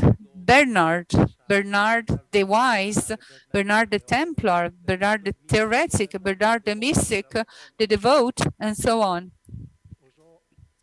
never dared to desire for himself such a high conscience. Today, Dante wishes to have that because he crossed all the realms of existence, and not to identify himself with the evil, not to identify himself with the good as an illusion, but to have inside of himself both parts. And he, like all of us, we carry all these dimensions with us. And as Bernardo says, after seeing all that, after seeing what a man can see with all this conscience, he can make all his affections their his own. We are thirsty of information, and we looked for trainings. We wrote books. We read entire libraries of books. We tried to penetrate the unconscious of our patients. And during the day, during the night, we read books. We are called to find the right consciousness and to use the instruments in the right ways, not to fall into the bizarre worlds and in the strange worlds. The risk is not this one for Dante. For Dante, this is one of those moments that we currently call moments of grace. It's one of those moments where everything works. So the psychology, which is the psychology, the existential psychology of the third force work. This is one of those moments where Dante, for example, can push his glance into that light that he had inside himself. And by pushing his glance into that light that he had inside of himself, he knows perfectly. He knows perfectly, and he says that expressly, that he would feel lost if his eyes would be adverse. And here it's worth concentrating on this point. Dante says he would be lost if his eyes would be adverse. He also says that the capacity he has to concentrate on consciousness does not only depend on him, it mainly depends on that part that he tries to explore. Jung says, it's one of the few quotations that I will read, the rest it will be in my memory. We depend to a larger extent on the grace of unconscious, subconscious, on his goodwill to point out the ways to be followed that lead us to a safe harbor. Those moments of grace correspond to those situations which are not so frequent, where the conscience is not adversed by the subconscious. And here, it is fatal for us to stop. It is fatal for us to stop to reflect upon how and what the consciousness is and the subconscious is. The Divine Comedy, at the end of the day, since its beginning, since the dark hood till the last apex, the light that Dante sees is a great poem of light, because the light is the universal symbol of consciousness of the entire Divine Comedy as well. It's a long journey throughout the conscience. So for Dante, there are various types of lights, and there are at least two types of consciousness. One is the consciousness of man. Dante explains that very clearly in the Purgatory when he speaks about the light that is given to man. And there is another light that does not belong to man, but goes beyond him. It's the light that we do not have every day, which is the highest light that bring you above the earthly world, is so distant from our parameters. I translate, even if it seems transparent, there is a consciousness of the I and there is a consciousness of the self. There is a consciousness of the I and a consciousness of the self, and they share an affinity, a substantial affinity, even if they are separated by some differences. The consciousness of self is a consciousness, to quote the terms, critical, joyful, polyedric, that expands in all directions, that embraces the contradictions. The consciousness of self, the I calls it subconscious, because it cannot realize of how a consciousness can have such property.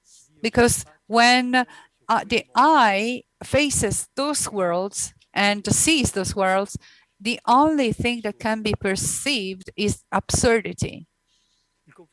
The confrontation with the absurd characterizes all those who go beyond, walk the extra mile beyond the ordinary vision.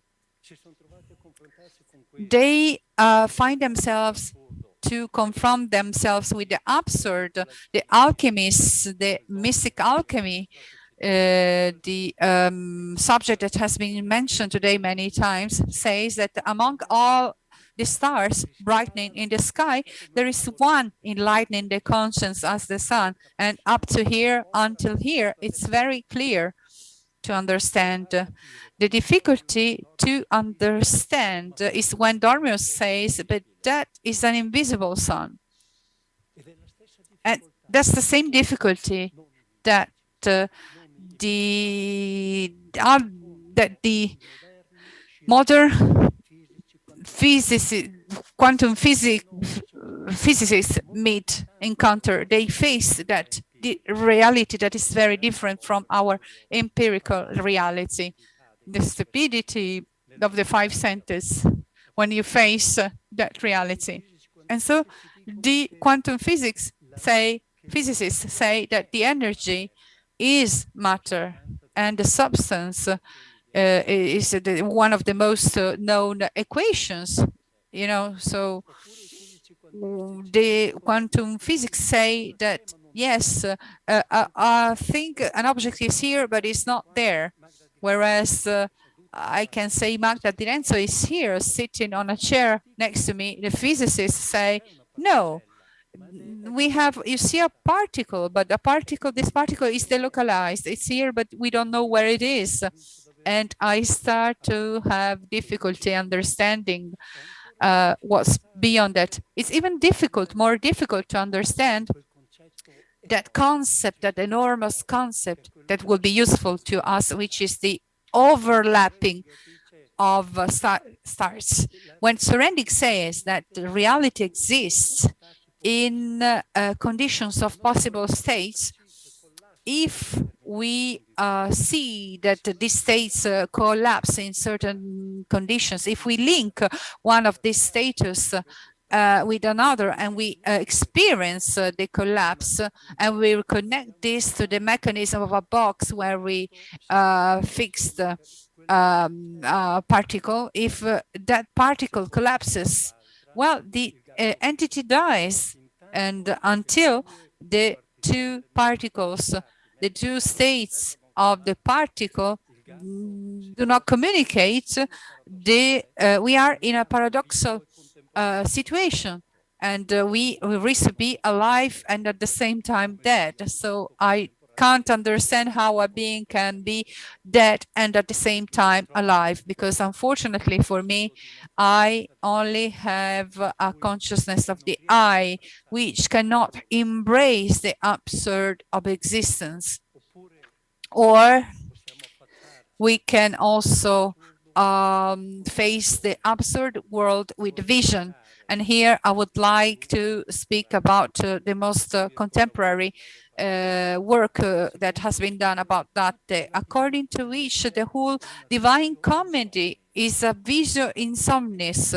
From that time, from that moment on, where Dante finds himself in the dark hood and doesn't know how to get out. He was so full of desire to sleep, and now the vision is all dissolved. All what he lived could be the entire vision. It's a great vision, as he said.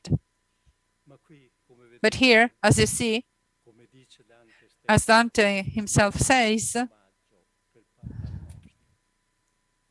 that's the vision. When we entered into this reality, our vision is always increased compared to what we cannot say. It is not possible to speak about self without speaking about ineffability of self, without saying that it's not possible to say it. Dante is obstinate, is stubborn, and he projects his eyes beyond the light, and he sees something out of that sun, in that sun that is so invisible. But the vision melts itself in the sun, so it dissolves as the images dissolve during the dream. When we wake up, we know that there has been something, an image, some images, and they were so vivid and nothing remains when we wake up. And we knew that that dream was so important. But what remains of all of this is like the sentence of the Sibyl, which is written on the leaves, and then the leaves are dispersed, scattered in the wind. Dante Dante creates the most important metaphors to narrate, to tell what we don't know. And the word to narrate all that. And Dante tells all this.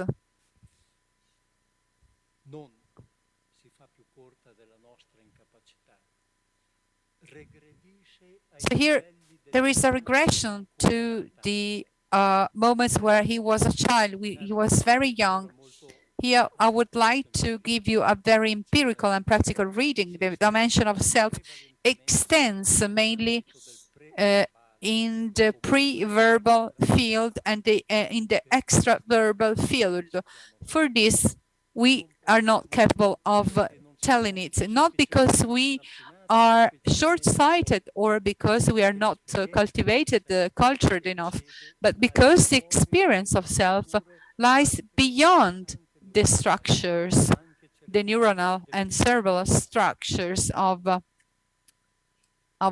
our structures. The highest light, give me something, give me just a word of your glory. That would be important for our future people. Dante seems to understand that we can only grasp what the self gives us the possibility to grasp. The highest light, give me a few of your glory, he says. How many times patients speak about it when they come to us and say, I had a dream, but I cannot tell what I dreamt. I had a dream, but damn, I'm sorry. I'm really sorry, but I can't tell what I dreamt. We should manage to make them understand that the self make us understand, make us be aware only of what he establishes. We should do everything to be aware of the self, but after we should direct to the highest light to grasp what we can from that light. Of your glory, give us something of your glory so that we can speak about your glory. So here we find the echo, of course, in this expression of the psalm, Debitus Deus Gloria Sua. God will manifest himself into his glory. And this is an echo of the most common phrases when he speaks about the power of glory. If I say this, is because after seeing that the self is light, is luminositas, as Doris said, now there is another expression which is luminositas combined with numinositas. Self, the light, and the numa. The self is light and the numinosum, with all what the anthropologists and the theologists also told us about numinous, starting from the power that is inside of the numinous. Luminositas of the star, of the only stars with its own luminositas. Jung speaks about that star as well, that unique star unifying the luminosity with the luminosity. It is a force of nature to which we owe all phenomena of life and of civilization. The self, translated, is a force of nature to which on which all phenomena of life depend. And if we look at that luminosity, which is also luminosity, Dante, in his profound being, is feeling connected to the love and to the universe. We couldn't understand better what it means, and all the meaning is condensed in these roots, in the roots of all phenomena of life and of psyche. We are not capable in this life to see the small things, but Dante, by penetrating this light, see all the phenomena of the universe connected with that light. Dante sees the universe, and this light seeing, considering nunus, in which everything is condensated, concentrated. A term of that we use is the interconnection. Dante sees that all elements of the universe are intertwined, interconnected with love, with the energy, with but they are connected one with one another. And it would be necessary if time would allow us to re-evoke the experiments that have been made on the entanglement. To synthesize, if we take a particle, we keep a part, we cut it into two parts, we keep one part here and the other part we send it to Mrs. Boccassini, which is connected with us from Canada, with no other link. At a certain moment, we reverse the rotation direction of the particle that we have here in our hands. At the same time, the rotation direction in Canada of that other particle changes as well. That's the intertwining, the universe, which is linked to every part of its being with love. What I would like to underline is by following Dante, the self appears to be and is or has as a very powerful connecting energy. And in the universal form of that knot, where all parts are intertwined with love, the universal shape, says Dante, shows substances and all the substances linked together. The substances and sets are the categories of Aristotle's, and concrete manifestation and their habits, their mode of manifestation is being taken into consideration as well. All these parts are correlated. The empirical is connected, and here I would like Barsaghi to be here to be able to speak about the eternal dimension and the absolute and also the instant moment. The self is experience, is interconnection. We are not capable of interconnecting. We look at our life, and also when we are convinced to be able to have a global vision, we say, I lost something, I lost 10 years in a wrong marriage, but the consciousness of self is a consciousness of phenomena that are intertwined, that are interconnected, intercorrelated in the entanglement.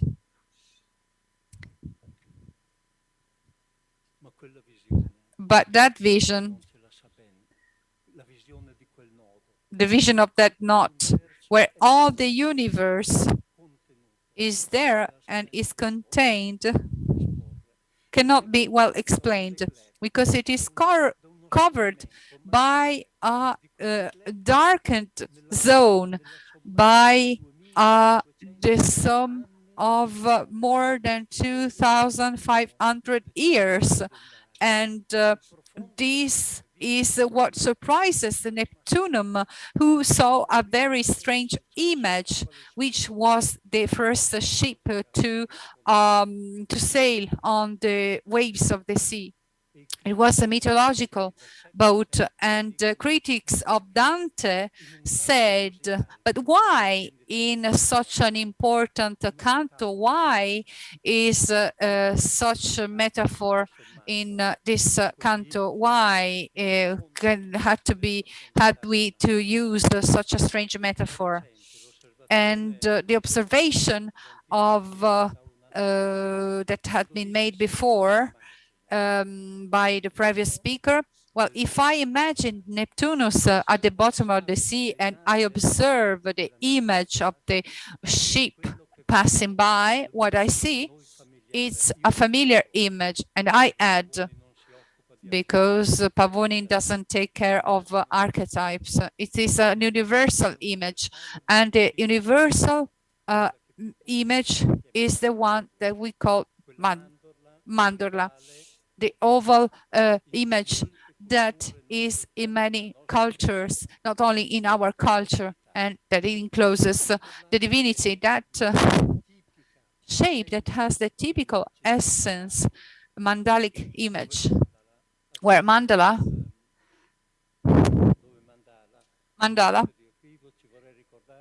I would like to remember that in Sanskrit means certain. So Dante does know what to say, doesn't know how to explain what he saw in that knot represented by self, because his consciousness is darkened by neglect, but he has an image, which is the image of a mandala, the image of a mandalic image, is a circle. And the circle, once again, I repeat the Jung's writing, is the symbolic reduction of something, is the consciousness of is that something that the consciousness of I cannot understand. The circle is what to represent the totality, which is too big, is something that we can understand.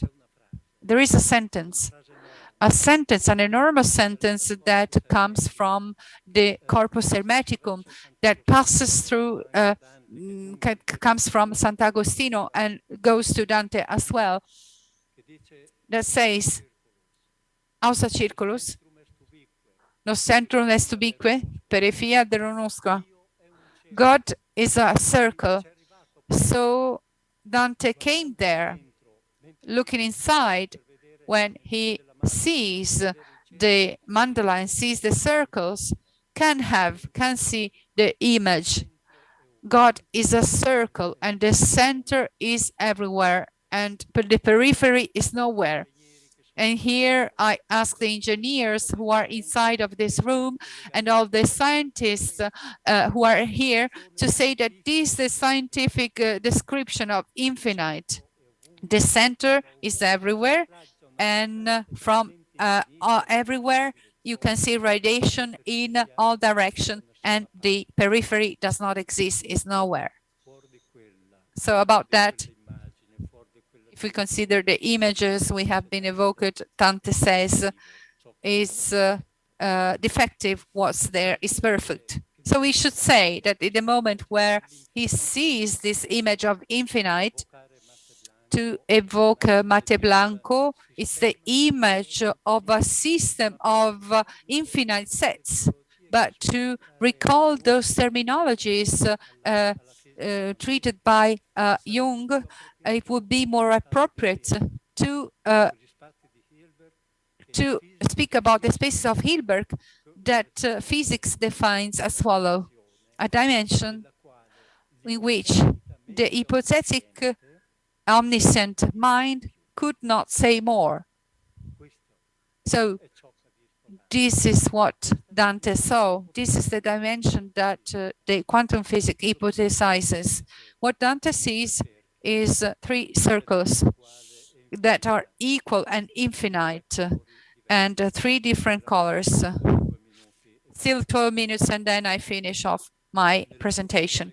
In the profound and clear substance of the high light, I saw three circles of three colors and of one content, of equal dimensions, but of three different colors.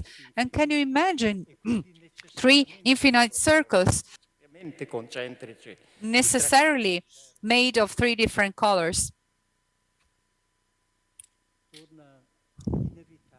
So it's inevitable to resort to the overlapping of status. The self is an overlapping of a status, of states, like the three circles of equal dimension, but of three different colors. Like the young people we meet who are in the absolute overlapping of states. They are ready to be generous. They are generous, but they are also parasite. They can be egoist as well. It depends on the circumstances. Now a situation collapses, and later on another one collapses. So, for example, when we come back home and we we watch TV, we will hear about, for example, the same catastrophes, and you hear about a person who was always a good person and then a certain moment kills somebody. So it's an overlapping of states. The second condition collapses and the first doesn't. We are an overlapping of states.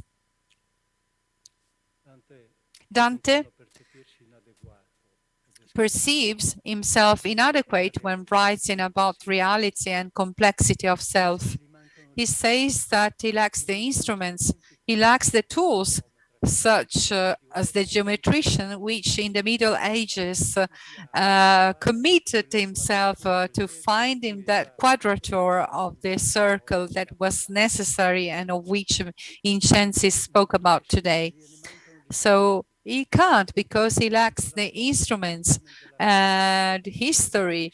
And if we think about what happened in 1882, Wildermann will demonstrate that with the ruler and with the compass, it's not possible to realize the quadrature of the circle because the calculation of the area on the basis of P, it's a number and that nobody understands because it's a transcendental number. Jung would say it's a number that reflects the universe. So the complexity of universe is being reproposed. It's an eternal question coming back. The infinite cannot be placed inside a finite. The circularity of the circle cannot be imprisoned inside a square. Dante is stubborn and watches inside of that light. It is an impossible operation. He's just admitted that. But we are, let me say that and Dante is demonstrated that dedicating himself to the infinite, to the impossible, is not wasted time, whether it be an ideal or a love, impossible love, or a level of knowledge. To follow the impossible is not wasted time. And to follow the impossible, there Dante sees that that conception, the way we just illustrated, is interesting. So he speaks about a light that was reflected in his eyes when seeing the light, and he had the impression to see the burning lights. So for me, it's very clear, but I want it to be clear for you as well. The three circles, the three overlapping and concentric circles, they mirror in each other. And one is of the color of fire, and he leans towards the circles. And my face was inside of the circles. So he leans, and in the moment where he looks inside, he sees that the circle that reflects the other two can be depicted with our image. I know that the Dantists explained since the time of Dante that Dante is telling us that the second circle is the circle representing the Son in the Trinity. But let me be a little bit childish. Let me do as I did when I was a child, when I used to hear fantastic stories, and I imagined the following. Dante leaned out to look inside the circle, and it's like a mirror. It reflects the image. So he sees our image reflected inside because his eyes are concentrated there. So here you can really see that that's the destination, destination of Dante's journey. He started from the hell and got to the apex, to the climax of the heaven, and he wanted to see God, and in the moment where he sees God, he sees the image of the world. I don't know if this can be the right reading of the comedy, but reading the comedy in this light help us to understand a very strong enigmatic passage. We talked about Spiegelungen, and they also deal with reflection of all the surfaces. Dante tells us, and Marie-Louise from France, when she speaks about the old practices whereby people crossing the different traditions tried to see inside the mirror the visible world. It was a speculation at that time. Speculating, they tried to see the non-visible. Marie-Louise from France says that when the conscience sees through the subconscious, and I would like to remind you that the subconscious is not the non-conscious. The subconscious, in one of his titles, is states of multiple consciousness. The subconscious is a kind of status of multiple consciousness. When the consciousness of I is part of these multiple layers, spontaneously we get images.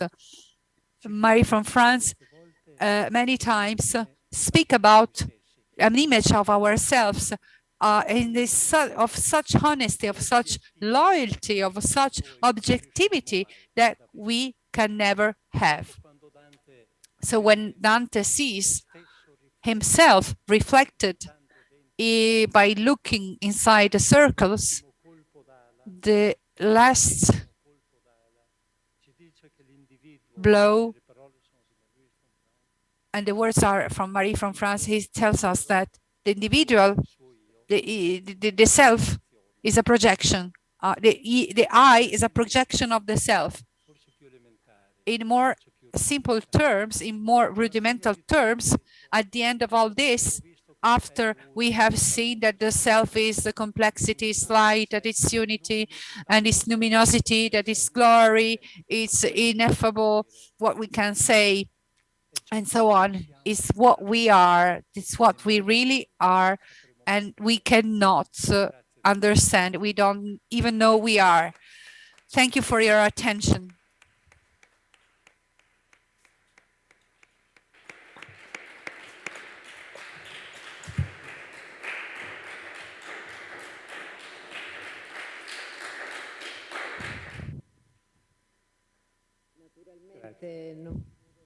Of course, we will never end to listen to you and to move forward with this discussion.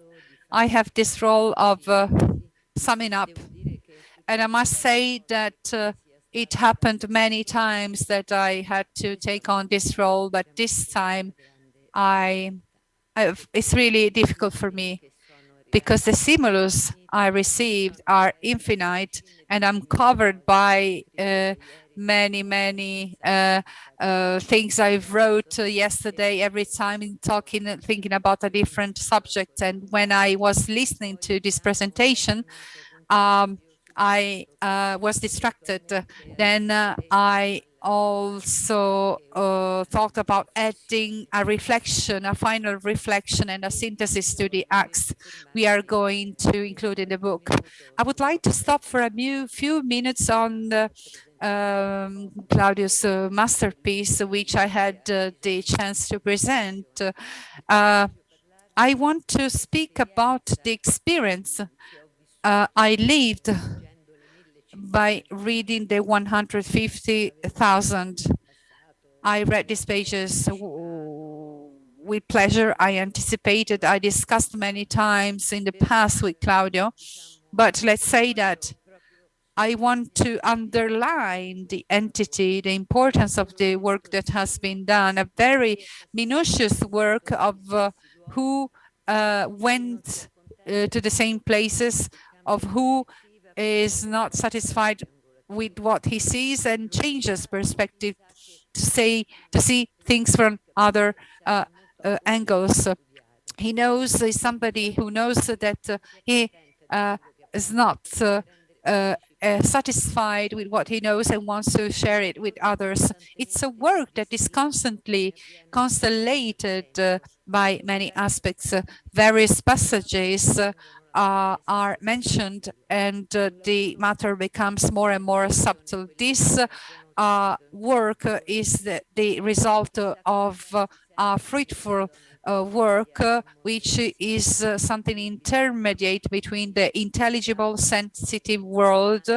We have seen it in the Islamic world as well, the imaginal world, the imaginary world, we know that bearing in mind that nothing can be really spiritual if it's not bodily, the aspect that was really striking was that in the work, in this masterpiece, I say this because I consider it to be an analytical dimension, we always see that the eye of the author never takes the lead, and in 1,500 pages, there is no arrogance, there is no prevalence of the eye. We have seen what it means working with the heart, with the knowledge. There is no presumption to have grasped the right interpretation, no showing off for the culture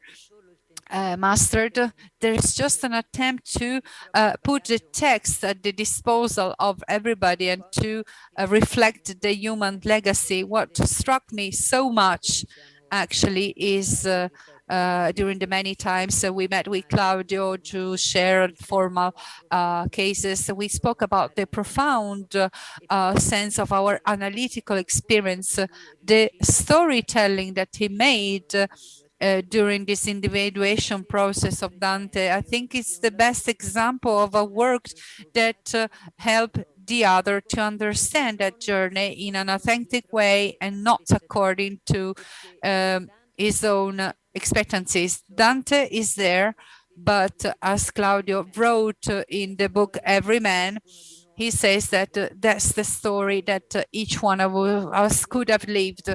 And he underlines, Claudio underlines that the fact that the aesthetic quality of Dante's storytelling is present. This helps to alleviate the impact of the subconscious contents. I would like to say that the deepness and the finesse of Claudio's narration make this work digestible to those who want to understand the subconscious. You can read the comedy really as in the various forms of life.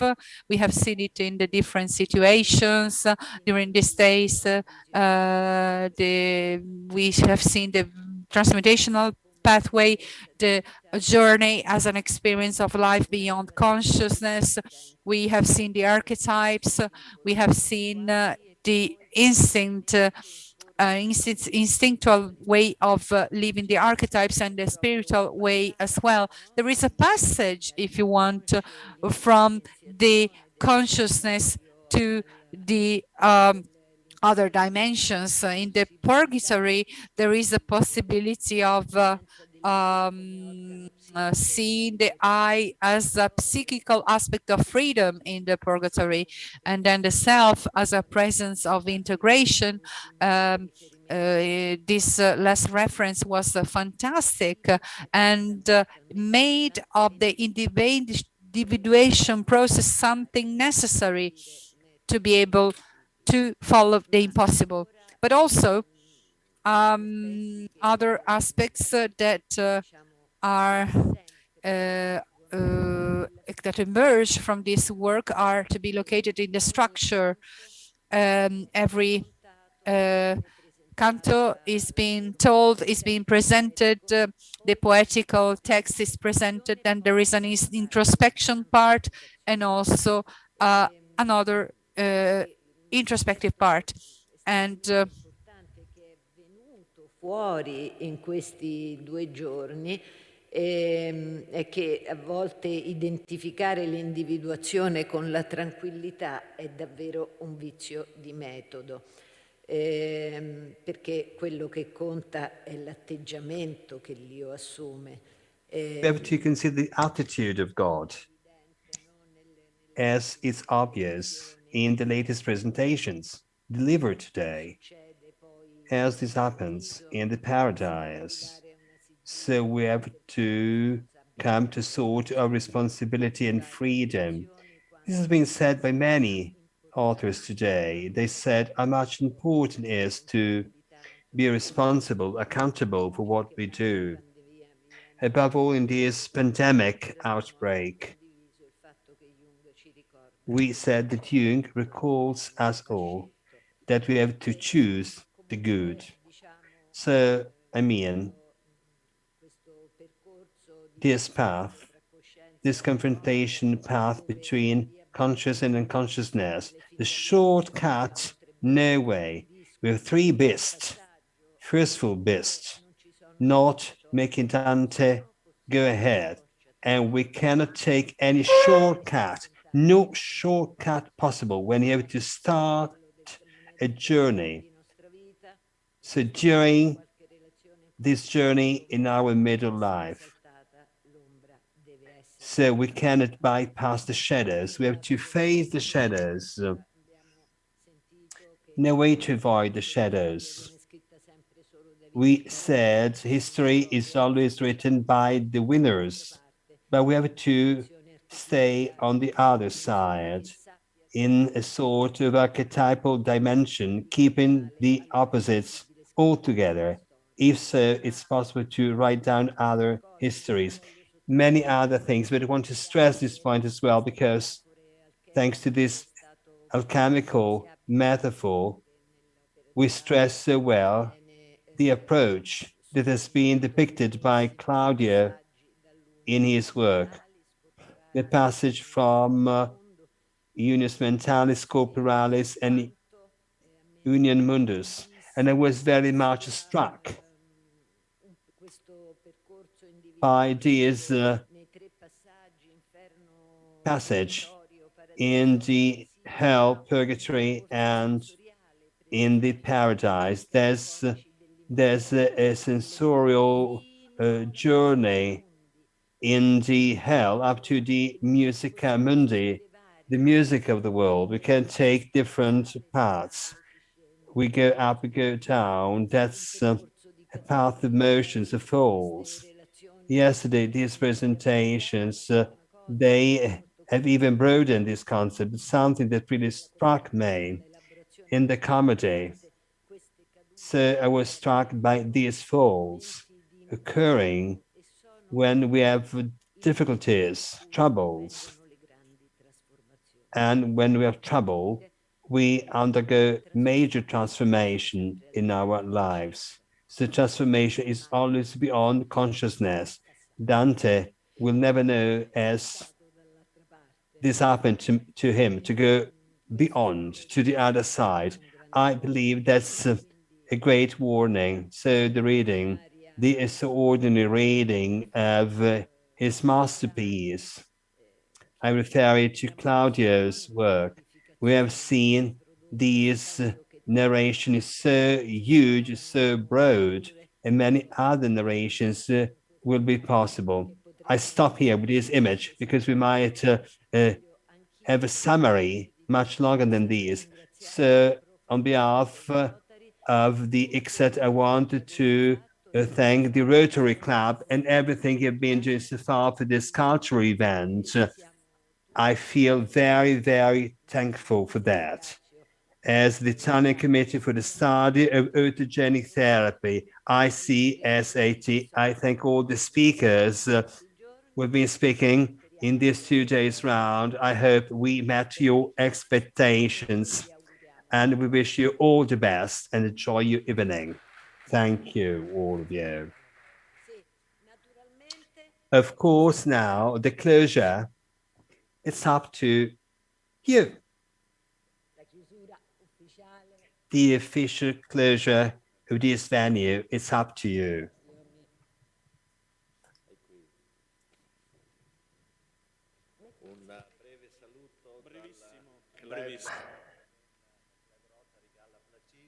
Just a bye-bye speech by Galla Placide, the second host. Okay, I'm going to be very, very short now at the end of this very long day, interesting day. After the welcome speech by Roberto yesterday afternoon, it's up to me now to say goodbye to all of you on behalf of the other Rotary Club in Ravenna, the Ravenna Galla Placidia. That's a name we're pretty proud of. And this name has been mentioned many times this day, even this day.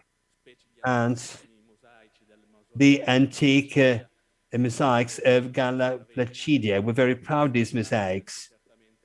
And certainly they've been a major source to Dante's work in his passages in Ravenna.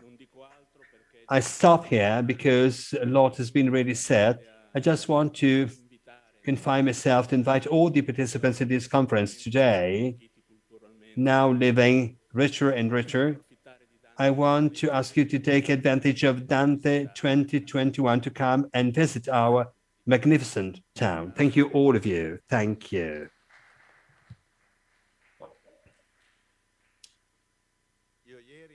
Well, yesterday I opened up this meeting, this workshop, talking of the workshops we have been holding on COVID-19, very useful for health, for our bodies. These 2 days instead, we did something new. So we did something which is extraordinary for our souls. I'm very thankful, so happy for the incredible, stunning results achieved studying Dante's masterpiece. Dante as a man in the 8th century, but above all, man as a universal man. These allows us to better understand Dante's work, but still it's up to us to have the possibility to draw a personal synthesis. Each of you is going back home with an idea of Dante different from the idea you had at the beginning before coming to this meeting. For many witnesses, I would like to thank also those who were connected with us. I thank all speakers, all of you, but also I will thank the 2 translators, Giuseppe Nicoletti and Marga Tira. And this has been very difficult to translate simultaneously these presentations, very, very in-depth and with terms not very clear to understand. I would like to thank the technicians for the professionalism they've been showing so far, and also the connections, so many from Italy, from the entire world, and also for showing us, all of us, differently from what the readings suggest today as to ICT connections. Okay, they say they are useful only if they start and they last 2 hours. So our meeting lasted 14 hours. So this was 2 entire days, my gosh. And never than 550 participants, with some surges, almost 800 people attending, and 1,350 connections. I'm so moved. Is anyone merit? Speakers, interpreters, technicians, they've been working today, but also technicians have been working so hard in the latest 2 weeks to have a good sound check. So this presentation had to be, broadcasted in the best way possible. What has been done took place also thanks to the organization of a team of Rotary Club friends, Giovanni Montessori, Antonacci, Vercellone, and Elisabetta Iotti as well.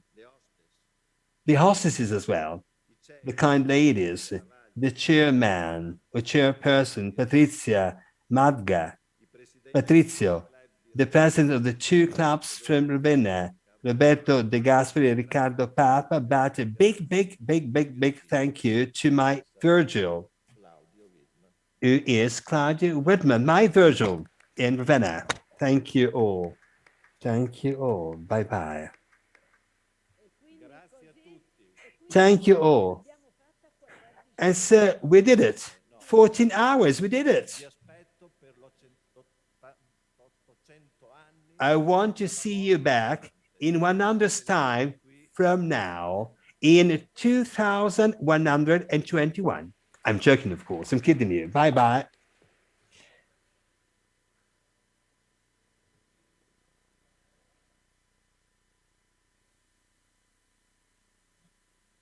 Vergine Madre, figlia del tuo Figlio, umile e alta più che creatura. Thou Virgin Mother, daughter of thy Son, humble and high beyond all other creature, the limit fixed of the eternal counsel. Thou art the one who such nobility to human nature gave, that his creator did not stay to make himself creature.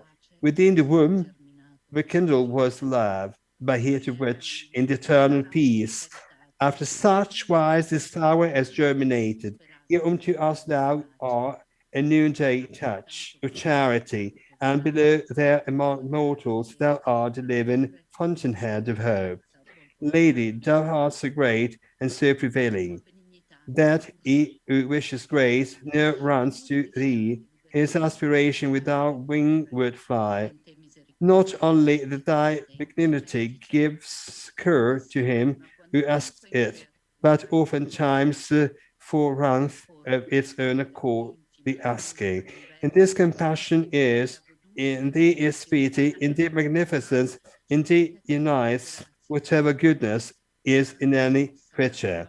Now doth this man, who from the lowest depth of the universe, as far as he has seen after one the spiritual lives, supplicate thee through grace for so much power, that with his eyes he may uplift himself higher towards the uttermost salvation.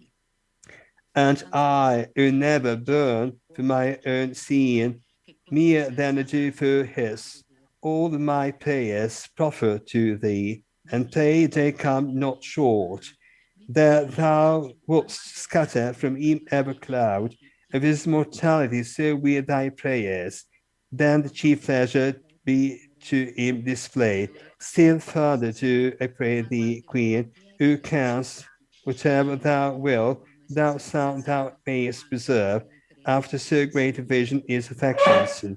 Let thy protection conquer human movements, Sue Beatrice, and all the blessed ones, my prayers to second class via the hand to thee. The eyes, beloved, revealed of God, fastened upon the speaker, show to us. Then unto the eternal light they turn, which it is not credible could be by any creature bent, any eye so clear. And I, who to the end of all desires was not approaching, even as I ought, the ardor of desire within me ended. Werner was beckoning unto me and smiling that I could upward look, and the lady was of my own accord such as he wished, because my sight, becoming purified, was entering more and more into the ray of the high light, which of itself is true. From that time forward, what I said was greater than now discourse, that to such vision yields, and heals the memory of unto such excess, even as he is who seeth in a dream. Even such am I, for almost utterly seizes my vision and dissolves yet within my heart to sweetness aboard of it. Even thus so is the sun unsealed, even thus upon the wind and the light leaves where the soothsayings of the Sibyl lost. O light supreme, that dost so far uplift thee from the concepts of mortals to my mind abhorred, though disappear relent a little, for returning to my memory somewhat, and by later Sunday in these verses, more of thy victory shall be conceived. I think the giveness of the living ray which endure would have bewildered me. And do I remember all grace abundant by which I presume to fix my sight upon the light eternal, so that the scene I consume therein. I saw that in the depth, far down, is line bound up with love together, in one volume, walked through the universe in leaves and scattered, substance and accent and their operations all interfused together in such wise that what I speak of is one simple light. The universal fashion of this not, methinks so, seems more abundantly in saying this, I feel that I rejoice. One moment is more lethargy to me than 25 centuries to the emprise that startled Neptune with the shade of Argo. My mind is in this wise wholly in suspense, steadfast, immovable, attentive gaze, and evermore with gazing grew and kindle. In presence of that light, one such becomes, that to withdraw therefrom from the other prospect, it is impossible her consent, because the good, which object is of will, is gathered all in these and out of it. Shorter will my language for what I yet remember than my infants who still his tongue thought Marston after the breast, not because more than one unmingled semblance was in the living light in which I looked before it trolleys what it was before, but through the sigh to me was never changed. With the deep and luminous substance of the height light appeared to me three circles of three full colors in one dimension, and by the second seem the first reflected, and iris is by iris, and the third seem tied equally from both is breathed. Oh, how speech is fiddle and falls short in my concept, and this to what is so in such, there's not enough to call it little. O light eternal, soul in thyself that drops, the soul knowest thyself and know unto thyself and knowest and smiles on thyself. That circulation with being thus conceived appear in thee as reflected light, when somewhat contemplated by 9 ears. With itself of its own very color seemed to me painted with my effigy. The former sight was all absorbed therein as a geometrician who endeavors to square the circle and discover not by taking though the principle he wants.